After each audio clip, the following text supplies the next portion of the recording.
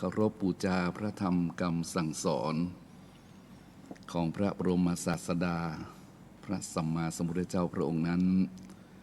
โดยเสียงโดยเกล้าขอไหว้สาพระสงฆ์องค์ข้าเจ้าครูบาอาจารย์สมปานตั้งเจ้าตั้งหลายมีพระเดชพระคุณหลวงปู่หลวงพ่อครูบาอาจารย์สมปานตั้งเจ้าพระเทรานุเถระพระสังฆาธิการครูบาอาจารย์ทุกรูปทุกองค์วันนี้เรากระผมเองนะครับพระครูพัชยคุณวัดชัยสถานตำบลสันปุเรวิเกตจังหวัดเชียงใหม่ก็ขอนอบน้อมเคารพบูชาคุณของพระพุทธพระธรรมพระสงฆ์และครูบาอาจารย์นะครับที่สืบสานพระพุทธศาสนามาตั้งแต่ปฐมพุทธกาลจนถึงปัจจุบันนี้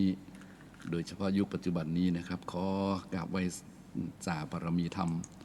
ครูบาอาจารย์เป็นที่สุดนะครับบารมีธรรมนั้นก็คือขันติบารมีวิริยะบารมีครับโลกนี้อยู่ยากทุกวันนะครับแล้วก็กิจกรรมกิจการพระศาสนาก็เช่นเดียวกันครับทำยากไปเรื่อยๆนะครับดังนั้นก็อาศัยบารมีธรรมครูบาอาจารย์นี่ครับเป็นควรและกำลังใจ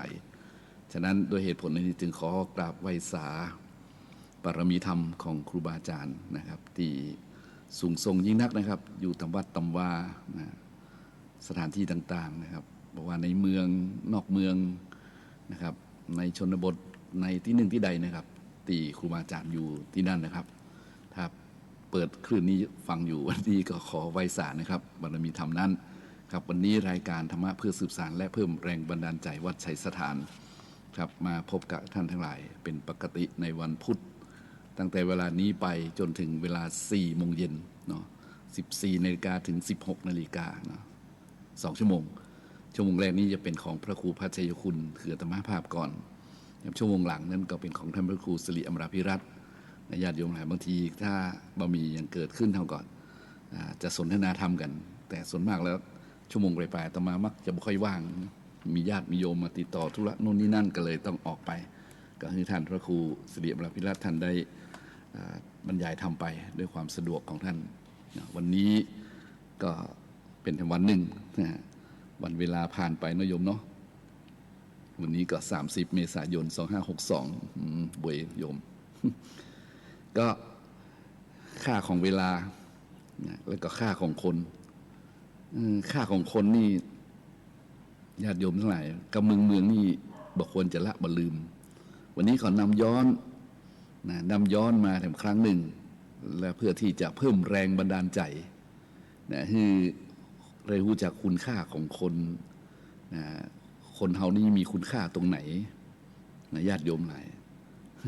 คนเฮานี่นะคุณค่ามันตรงไหนเพิ่นบอกว่างัวควายจ้างม้าตายแล้วเหลือหนังดูเข่าขนยังเอาใจการได้จาล่วงสุดตึงปุ่มและไส้คนยังกินลำอิ่มต้องคนเฮาตายสหายพี่น้องไผบ่ห่วงข้องอะไรสุดแต่ดุพวกยังเอาขว้างไก่กลัวจักเป็นภัยผีจักหลอกได้ความชั่วรีบหนีความดีรีบใกล้ตายแล้วฮื้อจากตึงดีตายแล้วฮื้อตายแล้วจื้อหากตึงดีนะโยมตายแล้วจื้อหากยังดีมันไปตรงกับโครงโลกกนิษฐ์นะภาษาไทยๆที่ว่าพฤกษภกาสอนพฤกษภกาสอนอีกกุญชรอันโปรดปรงโถทนเสน่งคงสำคัญหมายในกายมีนรชาติวางวายมะลายสิ้นทั้งอินทรีย์สถิตทั่วแต่ชั่วดีประดับไว้ในโลกาเนาะน่าคิดมากญาติโยมหลายจะทำไปคิดว่าความเคยชินที่ได้ฟังบ่อยๆเกิดความเคยชินบางคนบอกที่ฟังแล้วแต่ต้องบอกว่าฟังแล้วคุณคิดแล้วแถมนะ แต่ว่าฟังแล้วคุณคิดแถมนะและคุณต้องย้ำคิดอีกนะมันต้องอู้กันแบบนี้ญาติโยมเพราะสมัยปัจจุบันนี้อันอย่างมันก็เริ่มเรียกว่าเริ่มต้องเห็นธรรมะเป็นสิ่งสำคัญทีนี้ธรรมะก็มีทั้งพุทธภาษิตและก็ภาษิต ข้อคิดอย่างนี้โยมนะเพราะฉะนั้นอย่างประเดี๋ยวนี้มันอากาศร้อนมากแม่ก็โยมเฮาก็หูอากาศร้อนมากทำไมต้องพูดอีกแม่ก็โยมทำไมพูดอีกก็พูดอีกเพื่อมันตรงกับสภาวะขณะนี้อากาศร้อนมากและอารมณ์ของคนเนี่ยอากาศอารมณ์นี่นะมันมาด้วยกันให้โยมอารมณ์ของคนก็นะเริ่มร้อนเหมือนกันหลังจากที่เราส่งการหดน้ำกันไปพอปีใหม่มาถึงนี้เราก็ดีใจที่ได้รดน้ำกันเมื่อโยมคิดว่าฝนจะตกฝนก็ซ้ำมาตกนะอารมณ์ก็เลยเริ่มร้อนนะก็เลยงุดหงิดง่ายเพราะฉะนั้นก็ตอนนี้แหละธรรมะจะต้องนำมาใช้ตอนนี้นะธรรมะนี่จะต้องเอามาใช้ในตอนที่บัสบายแม่ก็โยมคนเฮาบัสบายมีสองอย่างนะบัสบายทางกายและบัสบายทางจิตบ่สบายทางกายเฮาก็ต้องใช้ยาเฮาจะใช้ยาตอนใดเล่าก็ตอนที่เฮาบัสบายนั่นแหละนะแม่ก็โยมและจะใช้ธรรมะตอนไหนเล่าเนี่ยก็จะต้องใช้ตอนที่จิตมันบัสบายตอนนี้จิตมันบ่ค่อยสบายกันหลายคนบ่ค่อยสบายอากาศก็ร้อนนะโรงเรียนก็จะเปิดเทอมนะอันอย่างมันก็รู้สึกว่านะทุกข์เหลือเกินบางคนมาบอกอาตมานะทุกข์เหลือเกินนะท่านอาจารย์พักนี้บ่ค่อยมีความสุขเลยอาตมาก็บอกโอ้โยมใจเย็นๆนะแต่หมู่จะใจไหนเนาะคำอู้ก็ใจเย็นๆโยมนะเพิ่นบอกว่าใดเพิ่นบอกว่ายิ้มแย้มอยู่เนืองนิดชีวิตกระชุ่มกระชวยโยมใจเย็นๆยิ้มแทบบ่ออกแล้วท่านอาจารย์เนี่ยโยมยิ้มแทบบ่ออกแล้วท่านอาจารย์หน้านะถ้ายิ้มออกระวังเนื้อจะบัสบายแต่มาบอกโยมแต่ท่านอาจารย์ถ้าใจบัสบายนี่นะมันเฮาบอกค่อยม่วนนี่นะมันก็เลยบอกค่อยสบายร่างกายบอกค่อยสบายไปตัวเนาะถูกต้องเนี่ยแต่มาก็บอกท่านโยมภาษาจีนเป็นว่าอะไรจิตใจร่าเริงแจ่มใสโรคภัยหลีกลี้หนีไกลประมาณนะญาติโยมหลายจิตใจร่าเริงแจ่มใสโรคภัยหลีกลี้หนีไกลภาษาเป็นภาษาจีนเป็นภาษาจีนแต้จิ๋วสุภาษิตแต้จิ๋วเจงซิงจิงหงแปลซื้อชิกหงเนี่ยแปลคือชิกหงโยมมันนะฮะจิตใจร่าเริงแจ่มใสโรคภัยหลีกลี้หนีไกลโยมเพราะฉะนั้นเรายิ้มแย้มแจ่มใสอากาศมันร้อนก็จะให้มันร้อนไปตามอากาศน่าจะเย็นๆนะน้องโยมเนาะมันมีร้อนมันก็ต้องมีเย็นนะมันต้องมีทางแก้ไขมันต้องมีทางแก้ไขขอให้จิตใจสบายไว้ก่อนเนี่ยถ้าจิตใจสบายนะส้มยังเป็นหวานเลยท่านส้มยังเป็นหวานเนาะถ้าจิตใจมันดีนะส้มจะเป็นหวานถ้าใจบะเจยบานนะถ้าใจบะสบายคุณนะใจบะเจยบานหวานยังเป็นส้มเลยโยมลาบยังบัดลำเลยเนาะเพราะฉะนั้นต้องคิดอย่างนี้อะไรกันนักกันหนาอะไรกันนักกันหนาค่าของคนอยู่ที่ไหนงัวควายจังมาแต่แล้วเหลือหนังแม่ก็โยมแล้วเฮาล่ะเนี่ยตัวเก่าเฮาล่ะเนี่ยมันต้องคิดอีกอันคิดว่าคิดมุมบวกคิดโดยธรรมะคิดโดยสิ่งที่จะพยุงใจพยุงจิตเป็นสิ่งที่ต้องขอฝากไว้ในต้นรายการนี่ด้วยว่าอากาศมันร้อนก็อย่าร้อนตัวอากาศนะเพราะฉะนั้นเราก็ต้องฝึกนะโยมนะฝึกเป็นบอกว่าถ้าบ่ฝึกมันบ่ได้นะถ้าบ่ฝืนมันบ่ได้นะถ้าบ่ฝึกมันก็จะยังเก่าถ้ามันบ่ฝืนมันเนี่ยถ้าบ่ฝึกบ่ฝืนมันก็จะปลาเฮาเนี่ยญาติโยมปลาตัวเก่าเฮาเนี่ยลงห้วยลงดอยลงห้วยลงเขาเพราะฉะนั้นเราต้องฝึกต้องฝืนมันบ่ฮื้อใจเฮาเนี่ยเร่าร้อนรุ่มหลงมัวเมาในลาภยศสรรเสริญสุขจนเกินไปหายร้อนในยังโยมนะใจเฮาคนเฮามันเร่าร้อนรุ่มหลงนะมัวเมาด้วยรูปรสกลิ่นเสียงโผฏฐัพพะธรรมารมณ์เนี่ยแล้วมันยังรุ่มร้อนเล่าร้อนด้วยลาภยศสรรเสริญสุขนั่นก็โยมดังนั้นมันโลภไม่รู้คลายหลงไม่รู้หายนะโยมมันเลยทำให้ร้อนเพราะฉะนั้นต้องฝึกต้องฝืนนะโบราณท่านสอนว่าฝึกตนละกิเลสกลุ่มหลงเห็นไหมฝึกตนละกิเลสกลุ่มหลง ตั้งมั่นอารมณ์คงสติไว้กอบกิจเมตตาตรงแน่วแน่ขันติประคองให้คลาดห่วงอกุศลอันนี้มันเป็นเรื่องที่เกี่ยวข้องกับทุกคนตมาว่านะฝึกฝืนตนละกิเลสประเดี๋ยวนี้เราโดนกิเลสกลุ่มนะกิเลสเนี่ยมันร้อมกรอบมันชกเขาตลอดนะโยมถ้าบ่มีสตินะถ้าบ่มีสติตั้งมั่นถ้าบ่มีขันติถ้าบ่มีความอดทนนี่นะเราบ่สามารถฝึกตัวเก่าให้ยืนได้ฝืนตัวเก่าให้ยืนได้นะด้วยสติด้วยขันติเนี่ยเราก็จะถูกกิเลสเนี่ยเขาครอบงำทำให้เรานั้น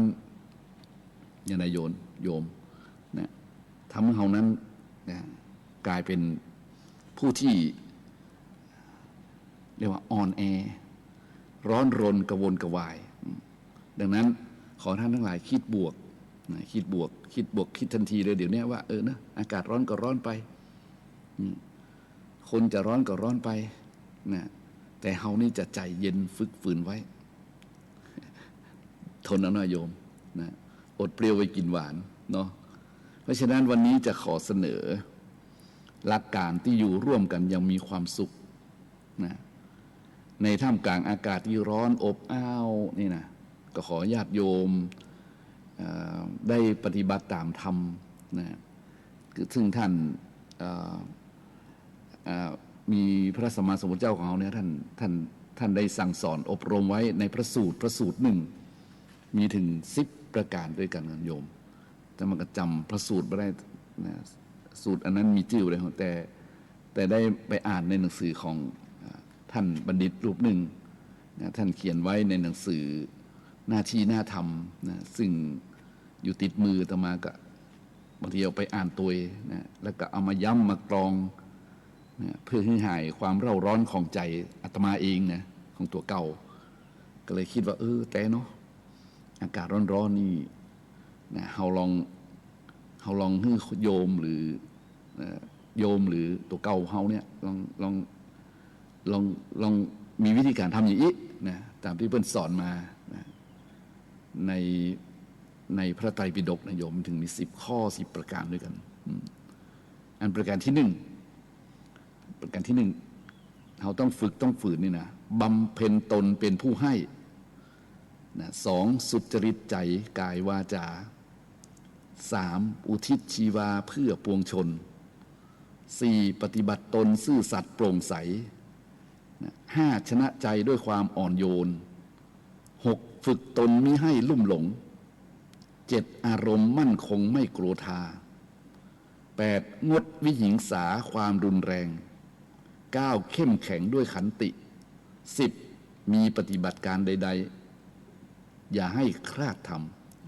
มินะ10มิปฏิบัติการใดๆให้คลาดธรรมอันนี้รวบรวมมาโดยนักเขียนนักพูดชื่อดังนะท่านอาจารย์วชิระเมธีนะอาจารย์มหาวุฒิชัยเจ้าสำนักนะญาติโยมทั้งหลายที่โด่งดังนะเป็นเขียนไว้หนังสือหน้าที่หน้าธรรมซึ่งขอฝากไว้นะโดยเฉพาะผู้ที่เป็นบุคคลสาธารณะเลยล่ะหรือแม้แต่หมู่เฮาทั้งหลายซึ่งก็ถือว่าเป็นผู้มีจิตอาสาเนี่ยถ้าจะอยู่อย่างบ่ฮื้อร้อน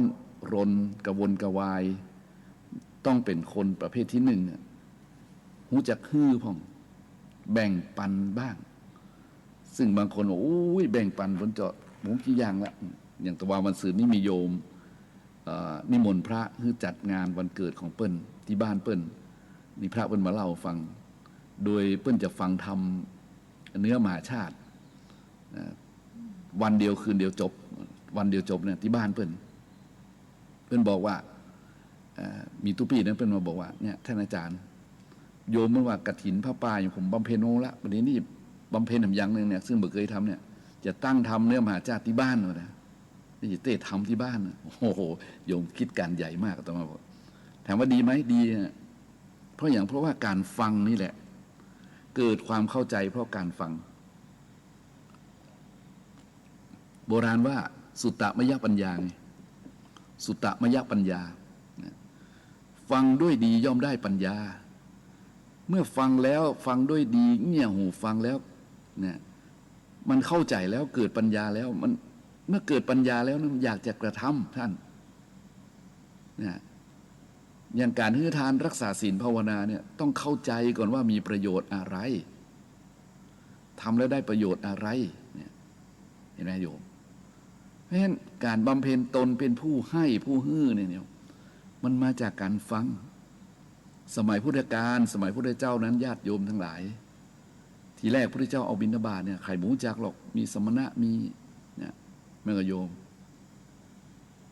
บอกให้ใส่บาตรก็หรอกตรงๆง่ายๆนะเพราะคนยังมาเข้าใจเนี่ยแต่เมื่อพระองค์ได้แสดงพระธรรมเทศนาเนี่ยเมื่อพระองค์ได้แสดงพระธรรมเทศนาพระธรรมเทศนาของพระองค์นะทำให้คนเหล่านั้นเข้าใจอ๋อญาติโยมพอปุ๊บนี่ก็อยากจะฮื้อทานอยากจะทำบุญตักบาตรเพราะมีนิสงส์นี้นะต่อมาพระองค์ก็ได้เทศแถมการปฏิบัติเรื่องศีลเรื่องสมาธิเป็นอย่างอี้เนยโยมทั้งหลายเหล่านั้นมันเป็นประโยชน์อย่างอี้หนอก็เลยรีบปฏิบัติเนี่ยขวนขวายในการปฏิบัติสมัยโบราณสมัยครั้งพุทธกาลนั้นทั้งหลายเขาจะศึกษาแล้วเขาจะดูว่าเขาจะเห็นว่าคนออกบวชเนี่ยเป็นผู้หลักผู้ใหญ่บางคนมีครอบครัวแล้วมีภรรยาแล้วมีบิดามารดาอยู่ก็มีบุตรธิดาอยู่ก็มีทรัพย์สมบัติมากมายมหาศาลเขามีโยมแต่ท่านทั้งหลายเหล่านั้นเข้าใจเนี่ยเข้าใจที่พระองค์ทรงอย่างที่ว่าเนี่ยเปิดของที่คว่ำให้หงายขึ้นเนี่ยของหม้อมันคว่ำอยู่ของมันคว่ำอยู่เปิดฝาภาชนะที่มันคว่ำให้มันหงายเพิ่นออกบวชกันในครั้งนั้นเพราะพระพุทธองค์ตรัสรู้ธรรมแล้วนำมาบอกพระองค์มาประทานแสงสว่างให้แก่มวลมนุษยชาติทั้งหลายโยมเมื่อมวลมนุษยชาติทั้งหลายเข้าใจกันละกามคุณไงเมื่อละความลุ่มหลงมัวเมาเห็นชีวิตนี้บะจีรังยั่งยืนบอกมีอย่างเลยงัวควายมาจ้างตายแล้วเหลือหนังกระดูกเขายังเอาขว้างจัดไก่เมื่อโยมความเข้าใจอย่างนั้นว่าเข้าใจในธรรมเมื่อเข้าใจในธรรมแล้วก็ปรากันเนี่ยเห็นไหมหลั่งไหลมาฟังเทศฟังธรรมประกาศตนเป็นอุบาสกบาสิกานับถือพระรัตนตรัยบางท่านกับบวชบรรลุธรรมขั้นสูงขึ้นไปเนี่ยโยมมาจากการได้ฟังได้ยินทั้งนั้นแล้วดูสมัยก่อนนั้นเปิ้นสิ่งที่เปิ้นฮื้อสิ่งที่คนที่เปิ้นมาบวชเปิ้นมาด้วยความเข้าใจในธรรมและบางคนบางองค์ก่อนที่จะมีพระพุทธศาสนานี่อยู่เราอ่านเข้าไปลึกๆเนี่ยศึกษาเอาไว้นี่นะเพิ่งบอกว่ายังมีพระราชาพระมหากษัตริย์สมัยก่อนพระหรือเศรษฐีสมัยก่อนเนี่ยพอเพิ่นเห็นชีวิตเนี่ยมีแต่สิ่งที่บัจีรังยั่งยืนเนี่ยเพิ่นก็ปรงสังเวชปรงสังเวชคือบ่มีอย่างเลยเนี่ยบ่มีอย่างเลยที่จะต้องอยู่กับเฮาตลอดไปมันเป็นอนิจจังเนี่ยเอาเขาว่าอนิจจังตัวเดียวออกบวชบำเพ็ญฌานพ่องทำสมาธิพ่องเป็นฤาษีพ่องเนี่ยสมัยก่อนเนี่ยอันนี้ก็มีโยมแสดงว่าเป็นปัญญาของคนเฮานี้มันสั่งสมอบรมมาเนี่ยในญาติโยมเลยมันมาจากการพิจารณานะพิจารณานี้ก็ได้มาจากการฟังแล้วก็พิจารณาเมื่อพิจารณาแล้วเข้าใจแล้วก็นะละกามคุณได้นะแต่ปัจจุบันนี้ญาติโยมหลายเขาก็มักจะอู้กันถึงเรื่องกรอบวินัยอย่างเดียวระเบียบอย่างเดียวเนี่ยแต่ไม่ได้เปิดช่องตรงนั้นนักต่อใดเนี่ยคนก็เลยบอกค่อยตรัสรู้ธรรมนะตามพระพุทธเจ้าบนสอนเพราะระเบียบมันเยอะไงกำหนดเงื่อนไขมันนักความจริงแล้วถ้าอู้ถึงที่พระเจ้าเป็นสอนนี่เป็นสอนธรรมะนะโยมสอนธรรมะที่เป็นตรัสรู้มาอริยมรรคมีองค์8เนี่ยเป็นสอนทุกสมุทัยนิโรธมรรคก็ดีหรือว่าธรรมะทั้งหมด84,000 ธรรมขันธ์เนี่ยพระองค์ตรัสรู้มาแล้วท่านเอามานำมาสอนเราส่วน เมื่อคนทั้งหลายได้ทราบได้รู้ได้เข้าใจแล้วออกบวชประพฤติพรหมจรรย์คนอยู่กันหลายก็ต้องมีกรอบมีระเบียบมีวินัยใช่ไหมเพราะฉะนั้นวินัยก็เลยโตยมาไงระเบียบกรอบนี่ก็เลยโตยมาเนี่ยถ้าอยู่กันหลายถ้ามามีระเบียบมีวินัยมันก็วุ่นวายใช่ไหมขนาดพระพุทธเจ้าอยู่ยังวุ่นวายเลยอะสมัยนั้นเนี่ยแม่ก็โยมสมัยพระพุทธเจ้าที่พระสงฆ์ที่พระสงฆ์สองกลุ่มนะกลุ่มพระธรรมกับกลุ่มพระวินัยนะที่ทะเลาะกันเรื่องขันน้ำขันเดียวนะเรื่องประเทศขันน้ำขันเดียวเรื่องคือมีพระวินัยบัญญัติว่าถ้าเข้าห้องน้ำแล้วเนี่ยจะต้องคว่ำขันหรือน้ำบ่ฮื้อมีในหั่นเนี่ยประมาณนี้เพื่อเป็นที่มาของตัวยุงตัวหนอนประมาณนั้นก็เนาะแล้วก็กับทีนี้การประกาศพระวินัยสมัยก่อนมันอาจจะบางคนจะอยู่ไกลนะมาเฝ้าบัตตันหู้เรื่องเนี่ยบัตตันได้ฟังเรื่องนี้กับบัตตันตั้งใจโยมเกิดทะเลาะเบาแวงกันก็มีนะโยมเพราะฉะนั้นสังเกตตรงนี้ว่าวินัยเนี่ยมาทีหลังระเบียบนะแต่ความจริงแล้วเป็นสิ่งที่ต้องยืนยันความยั่งยืนของพระพุทธเจ้าก็คือธรรมะนะธรรมะเป็นสิ่งที่ไม่ตายเนี่ยเพราะฉะนั้นเราลองด้วยญาติโยมหลายลองช่วยกันเป็นผู้ฮื้อธรรมะฮื้อคอคิดฮื้อสติเนี่ยเพราะการฮื้อนี่มันนอกจากอย่างที่ว่ามาวันนี้เขาอู้ถึงว่าบำเพ็ญตนเป็นผู้ให้เนาะให้ได้ยินได้ฟังแล้วก็ฮื้อทรัพย์อมิสทานแล้วก็ยังฮื้ออภัยเพราะฉะนั้นเขาก็ลองฮื้อธรรมทานแถมนั่นก็อันมันฮื้อได้หลายอย่าง เพราะฉะนั้นเพราะว่าหน้าที่ของคนที่สร้างบารมีนี่นะบำเพ็ญตนเป็นผู้ฮื้อจะไปฮื้ออย่างเดียวนะจะไปฮื้อเพื่อหวังผลตอบแทนนะฮื้อทั้งอามิตรนะสิ่งของฮื้อทั้งธรรมทานแล้วก็สำคัญก็ฮื้ออภัยทานมันต้องควบคู่กันไปและคุณก็จะอยู่อย่างมีความสุขเพราะผลสะท้อนย้อนกลับนะมันก็จะเรียกว่ามันจะทำให้ตัวเก่าเฮาเนี่ยนะได้มีบารมีได้มีบารมีเพราะคำว่าทัทะมโนปิโยโหตินี่นะเป็นคำที่บัตาย ผู้ให้ย่อมเป็นที่รักของผู้รับนั่นก็โยมผู้ให้บอกว่าคุณจะให้อามิสทานสิ่งของเงินทองหรือธรรมทานหรืออภัยทานเนี่ยคุณก็จะเป็นที่ฮักของคนทั้งหลายไม่ว่าเป็นที่ฮักของคนทั้งหลายเพราะฉะนั้นก็จงบำเพ็ญตนเป็นผู้ให้ผู้แบ่งผู้ฮื้อกับเมืองว่าสองสุจริตใจกายวาจาอันสุจริตใจกายวาจานี่สำคัญถ้าทำมันอย่างแล้วเนี่ยมันทำด้วยความสุจริตเนี่ยทำด้วยความตั้งใจที่เป็นคำว่าสุจริตว่าจิตที่ดีเนี่ยนะโยมเนี่ยจิตที่ดีนี่มันถ้าว่าจิตที่ดีนี่มันคิดดีกันนะโยมจิตที่ดีมันคิดดีกันนะท่านถ้าจิตมันรู้มันคิดรู้นะนะโยมนะจิตมันรู้คิดรู้จิตดีคิดดีเมื่อจิตโลภคิดแบบโลภบางคนมันก็คิดว่าคนอื่นคิดอย่างมันอย่างโจรก็คิดว่าคนอื่นคิดอย่างโจรเนี่ยไม่กระโยมตำรวจคิดว่าคนอื่นคิดอย่างตำรวจทหารก็คิดว่าคนอื่นจะคิดอย่างทหารมันใช่เลยโยมต่างคนต่างคิดนาจิตตังเพราะฉะนั้นความคิดนี่มันจะบ่เหมือนกันมันจะแปลกแหลกหลากออกไปนะแต่ทีนี้มันจะต้องนะแต่ว่ามโนสุจริตก่อนเห็นไหมมโนสุจริตถ้าคุณมีมโนสุจริตคือตัวนี้แหละสำคัญที่สุดมโนสุจริตนี่มันเป็นเครื่องควบคุมโยม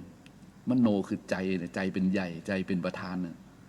ต้องย้อนนึกถึงพระบาลีตรงนั้นว่ามโนบุพังคมามโนธรรมามโนเศรษฐามโนมยาเนี่ยโยมใช่ไหมอันนี้สำคัญเลยเนี่ยความหมายก็คือว่าใจเป็นใหญ่ใจเป็นประธานเนี่ยทุกอย่างแล้วที่ใจนะเสร็จสำเร็จที่ใจเนี่ยถ้าใจมันดีเนี่ยมโนสุจริตเนี่ยมันก็พูดด้วยสุจริตว่าวจีสุจริตมันก็ทำด้วยกายสุจริตเพราะฉะนั้นท่านทั้งหลายในปัจจุบันนี้เราจะเห็นอย่างที่ มันอุ้งตรงอย่าไปโคตรตมานะมันมีเงื่อนนะเงื่อนมันก็คือกิเลสนะคิดจะเอาแต่ได้นะคิดจะเอาเปรียบคนอื่นเนี่ยโยมมามันบ่ได้นะมันคนที่เปิ้นมีใจใส่ๆที่เปิ้นหันนะโยมคนที่คิดจะเอาแต่ได้คิดจะเอาเปรียบคนอื่นนี่พอคุณคิดแล้วคุณพูดเปิ้นหูเลยทันทีเฮ้ยนี่มันแหมไอ้นี่มันพูดเอาแต่ได้นี่วะเนี่ยมันก็โยมไอ้นี่มันพูดเพื่อตัวเองนี่ใช่ไหมจึงมีวาทกรรมที่ว่าพูดดีใส่ตัวพูดชั่วใส่คนอื่นอย่างที่ว่าเอาดีใส่ตัวพูดชั่วให้คนอื่นมันมีแบบนี้ขึ้นมาโยมนะเพราะฉะนั้นเราต้องควบคุมตัวนี้ และเราต้องฝึกอย่างนี้ ฝึกที่จิตบุญท่านอาตมามีความเชื่อเลยว่าญาติโยมอะไรก็มีความเชื่อเหมือนกับอาตมาว่า คนเรานี้ถ้าแบบฝึกที่ใจนี่นะเอาเตอะท่านทั้งหลายความรู้ที่คุณไปเรียนมาบอกว่าคุณจะจบขนาดไหนนี่นะที่ทั้งโลกเป็นนิยมเนี่ยแต่ถ้าหากว่าจิตคุณบรรทุกฝึกเพื่อเป็นคนดีเนี่ยนะจิตบรรทุกฝึกเพื่อเป็นมโนสุจริตเนี่ยคือมีแต่โลภโกรธหลงเข้าครอบงำต่อมาว่าโหต่อให้ขนาดไหนก็จ้างเถอะก็จะเหมือนกับหลวงพ่อพุทธทาสที่ว่านะความรู้แบบหมาหางด้วนนี่ก็ต้องสุมาญาติโยมนะถ้าเราไปฟั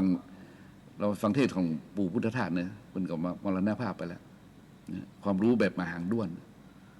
ความรู้ทุ่มหัวภาษิตว่าแต่เอาตัวไม่รอดเนี่ยที่เอาตัวรอดเพราะใจมันน่ะใจมันหม่นเล่าเศร้าหมองไงโยมใจมันหม่นเล่าเศร้าหมองใจมันหม่นเล่าเศร้าหมองด้วยมนทินคือโลภโกรธหลงนั่นก็โยมเนี่ยเมื่อถ้าคนเราถ้าจะมีกายสุจริตวาจาสุจริตนี่ก็ขอให้เชื่อมั่นก่อนว่าต้องฝึกต้องฝืนต้องฝึกต้องฝืนให้ใจมันเป็นใจที่สุจริตก่อนนะเป็นมโนสุจริตก่อนมโนสุจริตตัวนี้ก็ต้องเห็นชอบเห็นธรรมก่อนโยมเห็นไหมต้องฝึกคือตัวเก่าเห็นชอบอ๋อแต่เนาะร่างกายกว้างศอกยาวว่าหนาคืบนี้นะพอตายไปแล้วสุดแต่ดูพวกเขาก็ยังเอาขว้างไก่เห็นไหมเนี่ยกลัวเป็นจังไรผีมาหลอกบ้านนั่นก็โยมตอนอยู่ดีมีสุขนี่ฮักกันแป้งกันอย่างก็รัดฟัดเวียงกันนั่นก็กินข้าว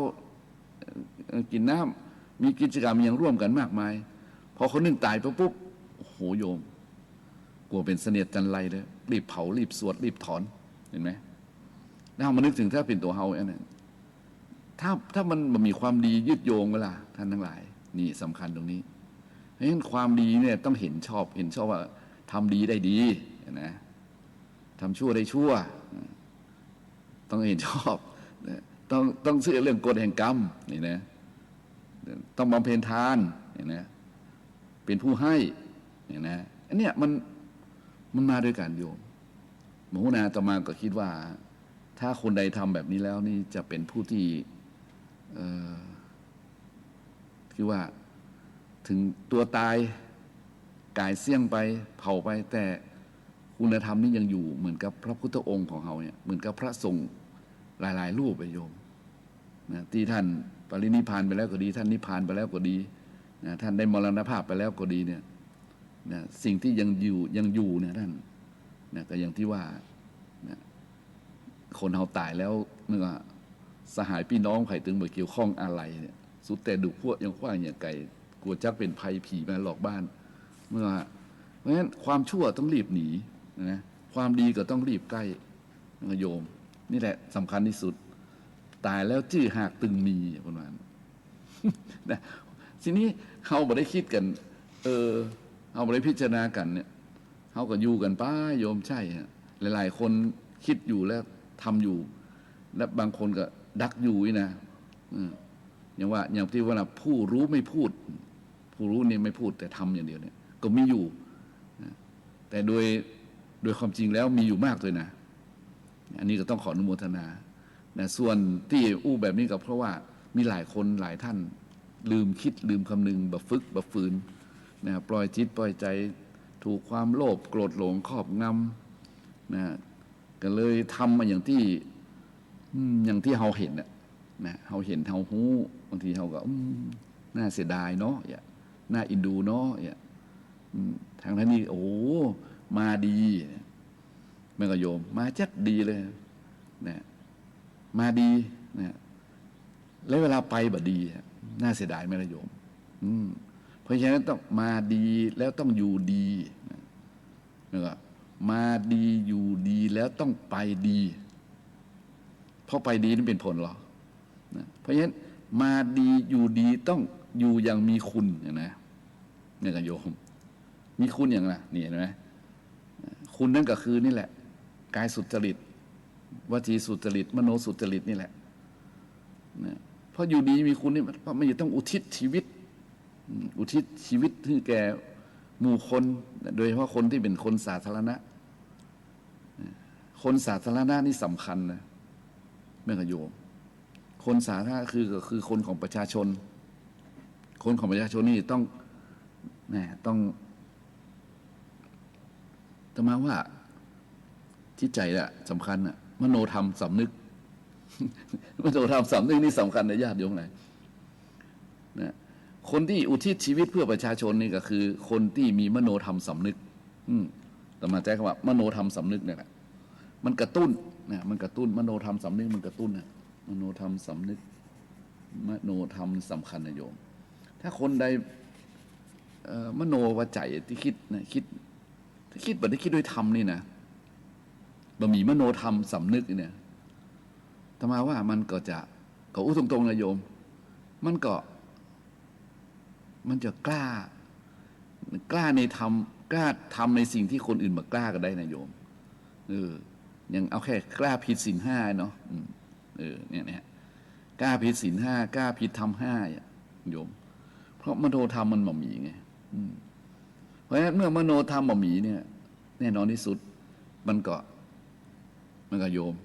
มันก็ทำอย่างมันก็บาโปร่งใสอะนะเพราะมโนธรรมบะหมี่ใช่ไหมดังนั้นก็ใครคิดบอกให้ญาติโยมเนี่ยเนาะเขาต้องช่วยกันนะในเขาก็ แต่ในมาเจอธรรมะแล้วขอให้อยู่ดีแล้วก็มีคุณนะไปอย่างคนมีบุญมาดีเพราะมีบุญอย่าลืมนะมาดีเพราะมีบุญนั้น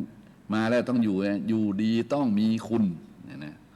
เวลาเมื่อไปแล้วก็ต้องไปแบบมีบุญเป็นทุนไปชัดๆเลยโยม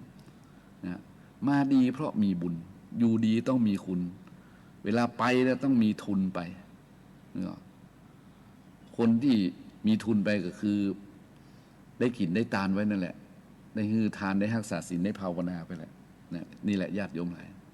ดังนั้นก็ขอให้ญาติโยมเนี่ยอย่าท้อนะอย่าท้อนะมันต้องปลุกใจกันตลอดเวลาไหนๆเฮาก็นะฝืนธรรมชาตินี่คืออย่างเช่นธรรมชาติของน้ำเนี่ยโยมมันจะไหลล่องเนี่ยไหลลงที่ต่ำอยู่เสมอนะน้ำเนี่ยปกติจะไหลลงที่ต่ำอยู่เสมอใช่ไหมน้ำมันจะไปของมันอะต่ำที่ไหนมันไหลไปนั่นอะเปิ้นว่าอุปมาเช่นเดียวกันว่านะอุปมานี้เช่นเดียวกันใจที่ไม่ได้ฝึกมันก็จะไหลไปตามอำนาจกิเลสกิเลสชักจูงมันไปก็ไปโลภโกรธหลงก็ไปก็บอกว่ากันก็บอกว่ากันคือแต่ก็ถ้ามากระซิบกันว่าต้องฝืนไว้ได้นะเพราะถ้าคุณตามใจกิเลสนะซึ่งมันมีถึง108,500เนี่ยโลภโกรธหลงมันพาไปเนี่ยมันไม่ใช่ว่ามันพาไปทางเจริญแล้วมันพาไปทางเสื่อมผลที่สุดแม้เบื้องหน้าแตกตายเพราะทำลายขันนี่คือขันมันอยู่ไม่ได้ละขันห้าอยู่ไม่ได้ละนะร่างกายนี่ก็แตกสลายตายไปเนี่ยไอ้ดวงจิตที่มันเป็นมโนเนี่ยนะมันก็อย่าปาเฮาไปตามอำนาจของบาปกรรมที่เฮากระทำไว้ในขณะที่เฮามีชีวิตเนี่ยไปที่ไหนพ่องไปนรกอบาย4อบายภูมิทั้ง4นะนรกเปรตอสุรกายเดรัจฉานเนี่ยโยมซึ่งมันน่ากลัว นะไม่ก็ฮะเพราะฉะนั้นเราไปอยากขึ้นไปตรงนั้นเราก็ต้องฝืนเนี่ยนะฝืนก็ต้องพยายามฟังแล้วก็พยายามปรับจิตใจให้สะอาดเนี่ยอย่างนี้เป็นต้นอันนี้แหละญาติโยมมันกิเลสตัณหาทั้งนั้นนะมันเรื่องพวกนี้มันเป็นเรื่องของเขาต้องอ้วนละญาติโยมแหละว่าบางคนมันอาจจะลืมคิดลืมพินิจพิจารณาไปก็ปล่อยชีวิตไปแบบมีความสุขนะไหลไปตามโลกียสุขก็บอกว่ากันแต่หมายความว่าชีวิตนี้มันเหมือนใจว่านักขึ้นนะที่อยู่กับโลกใบนี้นะเฮาเกิดมาเปิ้งกระขีดเขาไว้แล้วนะ100 ปีนะบางคนขอ100 ซาวนะมันก็ตึกอันละโยมตึก100 ซาวนะดังนั้นเฮาก็เหลือน้อยลงดังนั้นก็จึงให้สร้างคุณธรรมที่ว่าทางโลกและทางธรรมควบคู่กันไปสนับสนุนกันไปเนี่ยว่าปฏิบัติธรรมไปตัวขณะที่มันกำลังร้อนแรงอากาศร้อนแรงอย่างมันร้อนเนี่ยก็ปฏิบัติธรรมไปตัวเนี่ยอย่างวันนี้มาอู้กับญาติโยมเนี่ยถ้าญาติโยมเนาะแต่เนาะมันก็ได้หายร้อนญาติโยมไหนเพราะฉะนั้นอันนี้ก็อุทิศชีวิตเพื่อปวงชนได้ก็เพราะมีมโนธรรมเนี่ยแล้วก็ทำตัวให้ซื่อสัตย์โปร่งใสเนี่ยแล้วก็อันนี้มันก็เหมือนกันญาติโยมไหนมันก็คล้ายๆกันเนี่ยคือถ้ามันมโนสุจริตเกิดขึ้นนี่อาตมาว่าในความเห็นอาตมาว่าคนที่มีมโนสุจริตนี่มันคิดสะอาดก่อนคิดดีก่อนเนี่ยมันสุจริตก่อนเนี่ยอาการของจิตที่ดีๆเนี่ยเมื่อมันดีแล้วมันเขาว่าซื่อสัตย์โปร่งใสนี่มันเป็นผลเลยโยมสมัยก่อนนี้เปิ้นก็บ่ได้มีระเบียบบ่ได้มีอย่างเป็นกรอบมากมายญาติโยมหลายแต่เปิ้นมีธรรมมากมายธรรมบทหนึ่งก็คือหิริโอตปะหิริโอตปะเนี่ยโยมหิริโอตปะมีที่ไหนหิริโอตปะมีที่ใด หิริโอตปะอยู่กับคนใดเนี่ยโยมคนนั้นแหละทำมันอย่างกับ ซื่อตรงโปร่งใสนี่นะโยมตอนนี้ท่านอาจารย์พระครูสิริอมราภิรัตน์มาแล้ววันนี้ห้องตมาก็ยังลกอยู่หมดแล้วสะเตือนงานวัดเพราะฉะนั้นวันนี้ก็เลยมาบอกให้ญาติโยมอย่างอื่นเนาะถ้าเอาบ่ฝึกบ่ฝืนมันครับท่านพระครูก็ใจมันก็ไหลไปตามอำนาจของกิเลสนี่นะครับเนาะเพราะว่าบดีนี้ก็เดือนเมษาก็จะผ่านไปแล้วเนาะก็เลยอู้ให้โยมฟังว่างัวควายจังมาแต่แล้วเรือหนังนี่นะครับ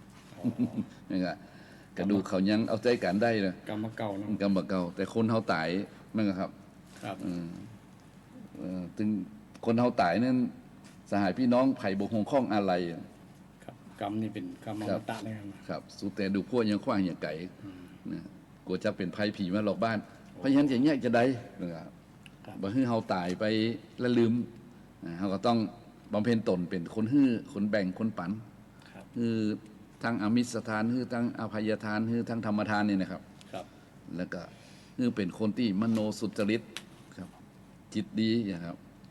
แล้วก็จะได้อุทิศชีวิตคือแก่ญาติโยมคือแก่ปวงชนทั้งหลายแล้วก็จะได้เป็นคนซื่อตรงโปร่งใสนะครับแล้วก็อยากจะให้คนอื่นก็ต้องมีความอ่อนโยนเนี่ยครับเพราะมันโตกับหมดครับ มันโตกับหมดนะครับคนบางคนเนี่ยอยากถึงเพื่อนฮักแต่ตะแข่งกระด้างอีกก็ไม่ได้นะครับต้องคือเพื่อนต้องอ่อนโยนนะครับคนเฮานี่จะชอบความอ่อนโยนนะครับเนี่ยถ้าคนที่เพื่อนว่าโกรธเกลี้ยวสามหาวก็ดีหรือว่าเป็นคนแข่งกระด้างอันนี้มันบ่ค่อยมีเสน่ห์นะครับเนาะเป็นว่ายอดของไม้คือความอ่อนยอดของไม้คือความอ่อนครับยอดนะครับยอดของคนคือความน้อมอ่อนน้อมของคนนี่คือความน้อมครับลองอธิบายความน้อมนี่เลยครับอ่อนน้อมก็คือความรู้จักเคารพสมมาคารวะครับน้อมตนน้อมเหมือนกับยอดไม้เนี่ยนะครับเนาะมันน้อมลงเลยนะครับเนาะน้อมคือรู้จักอ่อนน้อมกายอ่อนน้อมวาจาอ่อนน้อมจิตใจอ่อนน้อมนะครับเนาะครับมันก็น่าคิดอยู่เหมือนเพราะฉะนั้นจะเป็นเสน่ห์นะครับเนาะเป็นเสน่ห์ชนะใจคนทั้งหลายนะครับ พูดถึงเรื่องฝึกเรื่องฟืนครับว่าฝึกตนมันคือลุ่มหลงมัวเมานะครับ บางทีสิ่งที่น่าลุ่มหลงมัวเมามันก็เป็นเรียกว่ามันก็เป็นจริงแต่มันบัดจีรังนะครับเนาะไม่ว่ารูปเสียงกลิ่นรสโผฏฐัพพะธรรมารมณ์เนี่ยนะครับเนาะมันเป็นจริงนะครับสัมผัสได้ แต่มันบัดจีรังขออธิบายคำว่าบัดจีรังครับท่านครูครับ ไม่ยั่งยืน ไม่ยั่งยืนบัดจีรังยั่งยืนก็คือ บ่เที่ยงแท้ บัดเที่ยงแท้ บ่มั่น บ่มั่นคงมันเปลี่ยนอยู่เสมอ เปลี่ยน ครับเพราะฉะนั้นก็อย่าไปยึดติดกับมันจนเกินไปเนาะ ครับ บางคนไปลุ่มหลงมัวเมาเพลิดเพลินจะชื่อเป็นอมตะอย่างครับนะฮะจะชื่อเป็นอมตะเนี่ยลาบยศสรรเสริญสุขเนี่ยจะต้องเป็นอมตะอย่างมั้งครับ ครับ คือต้องออกแรงกอดรัดมันไว้ต้องผูกมัดมันไว้อะซึ่งความจริงมันจะต้องเป็นไปตามสภาวะของเกิดขึ้นตั้งอยู่และก็ดับไปเนาะ ครับตามธรรมะของพระเจ้าที่สอน ครับเพราะฉะนั้นบางคนก็เลยต้องเหน็ดเหนื่อยกับการรักษา ครับ เวลารักษาที่จะให้มันอยู่กับเฮาอย่างครับเหนื่อยนะครับ ยึดไว้ ครับ ผูกไว้มัดไว้ ครับเสาะหานี่ยังบ่เหนื่อยเท่าไรนะ อืม เสาะหานี่ยังออกแรงมานักนะครับ ครับ เสาะหาแสวงหานี่นะแต่การจะรักษาไว้นี่นะผมว่านะ โอ้เป็นตุกเลยครับ เป็นตุ๊กมันต้องออกแรงนักอะครับ ครับ นั่นนะครับเนาะ ยิ่งรักษาทรัพย์เนี่ยนะ อืม ล็อกประตูกี่จันมันก็ ยังห่วงอยู่นะ กลัวคนยังงัดเลยนะครับ เนาะ ครับ มันเนี่ยมันทำว่าเป็นเรื่องละเอียดถี่ถ้วนนะครับเนาะ ครับ คือบางคนว่าตุ๊กขนาดเนี่ยนะยังไม่ได้นิจมเนาะแต่ว่าตุ๊กผมก็ว่าตุ๊กเพราะการแสวงหานี่บัตรใดนะครับ แต่ตุ๊กเพราะการรักษาเนี่ยนะครับกลัวมันหมดไปกลัวมันเสี่ยงไปเนี่ยนะครับ ครับ กลัวลาบยศสรรเสริญมันหมดไปเนี่ยครับโอ้โหน่ากลัวว่า ครับ มันต้องห่วงต้องใช้กำลังในการป้องกันอะเซฟไว้อะ ครับ นะฮะเซฟไว้ มันก็ติดก่อนติดล็อกเนาะโอ้ยครับมันเพราะฉะนั้นญาติโยมหลายเพิ่นบอกว่าเราควรจะบอกให้มันลุ่มหลงจนเกินไปนะครับ แล้วก็ต้องมีอารมณ์มั่นคงบ่โคตรนะครับต้องเป็นคนที่บ่ค่อยโคตรบางคนนั่นก็โคตรง่ายบางคนก็โคตรง่ายหายเวยนะครับนะครับ ตัวโคดนี่หายโวย หายเวยนะครับ บางคนก็โคตรยากโคตรนะแต่หายจ้า นะครับ ครับ ว่าถ้าได้บอกโคตรจ้ะอย่างกำเมืองว่าไหนหม้อแกงหนาอย่างว่านะหม้อแกงหนาถ้ามันได้เดือดเป็นอุปมานะเหมือนคนบางคนเนี่ยโคตรยากขนาดท่านพระครูแต่ถ้าได้โคตรแล้วมันโคตรเท่าถ่ายเนี่ย กรณีแบบนี้มันผูกโคดอะครับ ผูกโคดไว้กับตัวเก่า ผูกมัดโคดไว้อะ มันเหมือนรูดไปเลยอ่ะ มันต้องรู้เลยอยู่ ผูกมัดโคตรไว้ ล่ามไว้เป็นลูกน้องเลยหรือว่าเป็นลูกพี่ก็โง่นะ เป็นเจ้านาย เป็นเจ้านาย เป็นผู้บังคับบัญชา เออ มันก็เนาะเพราะฉะนั้นการบอกผูกโกรธนี่มันจะเป็นสิ่งที่ดีนะครับ ถ้าบ่ผูกโคดมันก็เพียงโคดกำเดียวก็หายแล้วอย่ามันก็บ่มีปิดมีภัยอย่าง ครับ บ่นักเลยเนาะมันก็ธรรมชาติของจิตคน ครับ นะก็มีโลภโกรธลงกันทุกคนนะ แม่นะครับ แต่ภัยจะใจธรรมะข่มหรือว่าใจธรรมะฆ่ามันก็ แล้วสุดแล้วแต่บุญบารมีของใครของมัน มันมีทั้งข่มทั้งฆ่าเนาะ ครับแม่น ข่มไว้ก็คือเหมือนกับเอาใบหินทับไว้ วิ่งเท่าไว้ นะครับ มือมันแมนออกมา แต่มือใดมันแมนออกมาก็ยุ่งนะเด้อระเบิดระเบิดเลย จะเพื่อแมนออกมากัน ครับ แมนนี่คืออย่างกับเมืองนะ มันโผล่ อันนี้คนอีสานโอ้คำเมือง แมนออกมาว่ะถึงมันแมนออกมานะโยมจะเพื่อนโผล่มา ครับ มันโผล่มานี่เหมือนใบหินทับหญ้าเนาะ ครับ ใบหินทับหญ้านี่มันโผล่มานี่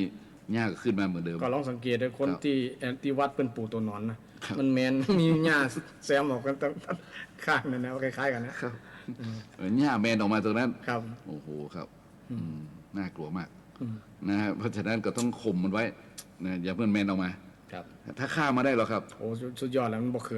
ดแล้วมันตายรับศูนย์พันแล้วครับ อย่างพระเจ้าเนี่ยศูนย์พันจากจิตจากใจเลยอะ ครับ บ่ขึ้นมาแล้ว บ่ขึ้นมาแล้วเนาะ บ่ขึ้นมาแล้ว บ่งอกบ่เงยแล้ว บ่เงยแล้ว คือรากมันถูกขุด ขุดนะ นะครับ ขอนลากสองคนเลย ถอนโคน ครับ เกาเงามัน ครับ เกาเงา ที่ข่มนี่คือเอาไปทับมันไว้บ่ได้แล้วเนาะ หากมันยังบ่ตายเด้อ คือมันมีกรรมอุปมาเตือนแล้วนี่แหละครับ ครับ อันอุปมาว่าเพิ่นบอกว่ามีน้ำบ่อหนึ่งนะครับ ครับ บ่อมันใหญ่บ่อน้อย ครับ ๆเอาไปหินก้อนน้อย จ้งลงไปมันก็กระเพื่อมนะครับ ครับ บ่อน้อยกับหินก้อนน้อยจ้งมันกระเพื่อม อืม แล้วถ้าบ่อใหญ่เอาหินก้อนน้อยเข้าไปจ้ง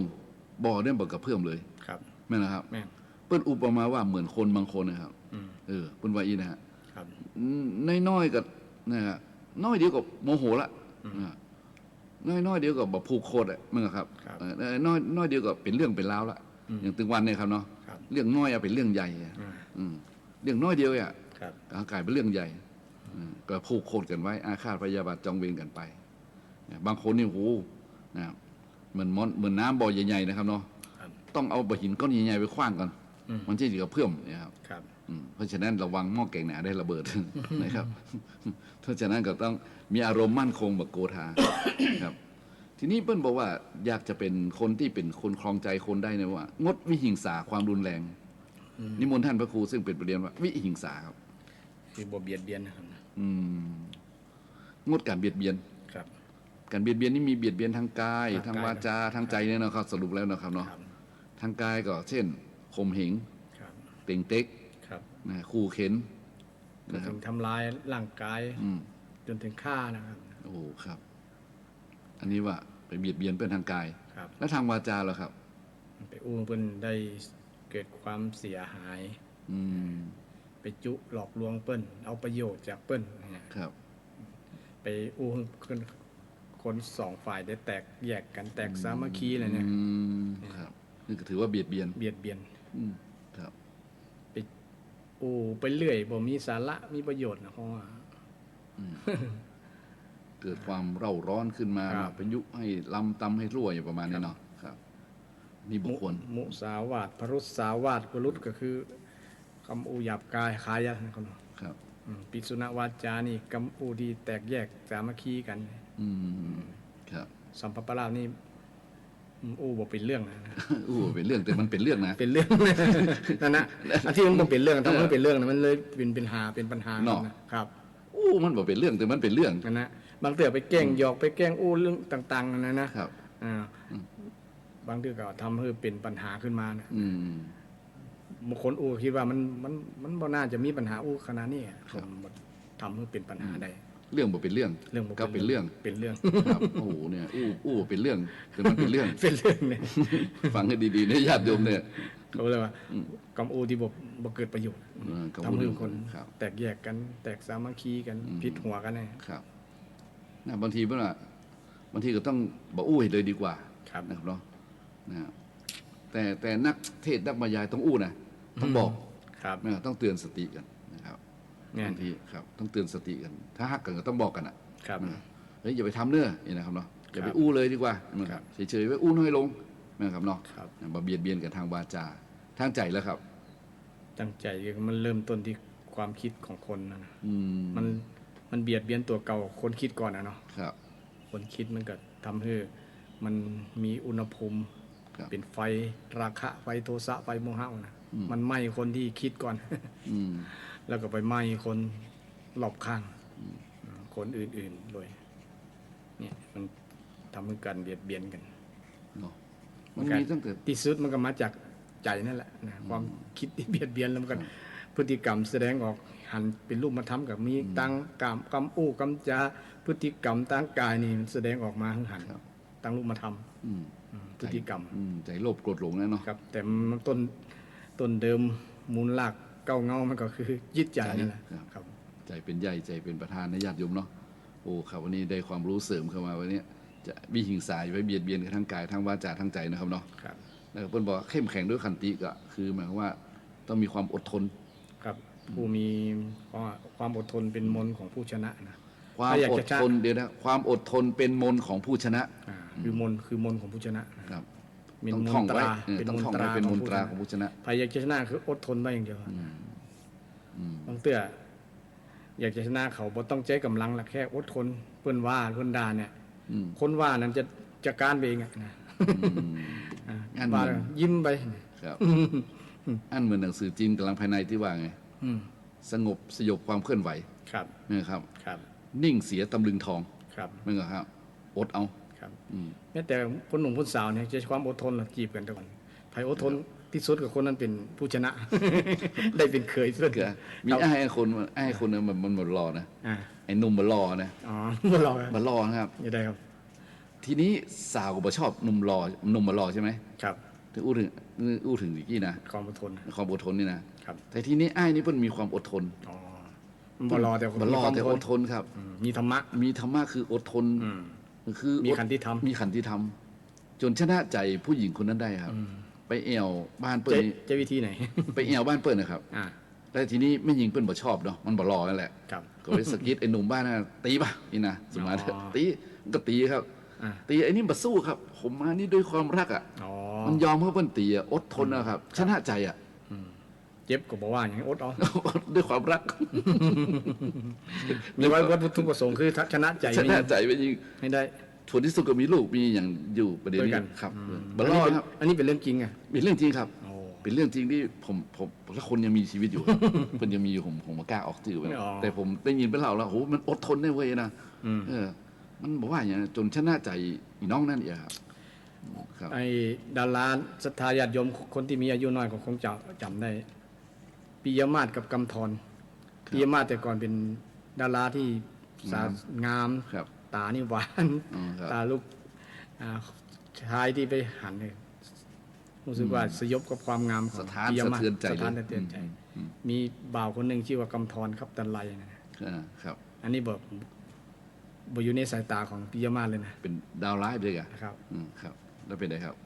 ก็หลงรักชอบปิยมาศนะครับ อืม ก็ได้ความอดทนนะครับนะ อืม ไปกูวันน่ะจะว่าอย่างก็ตามแล้วนะ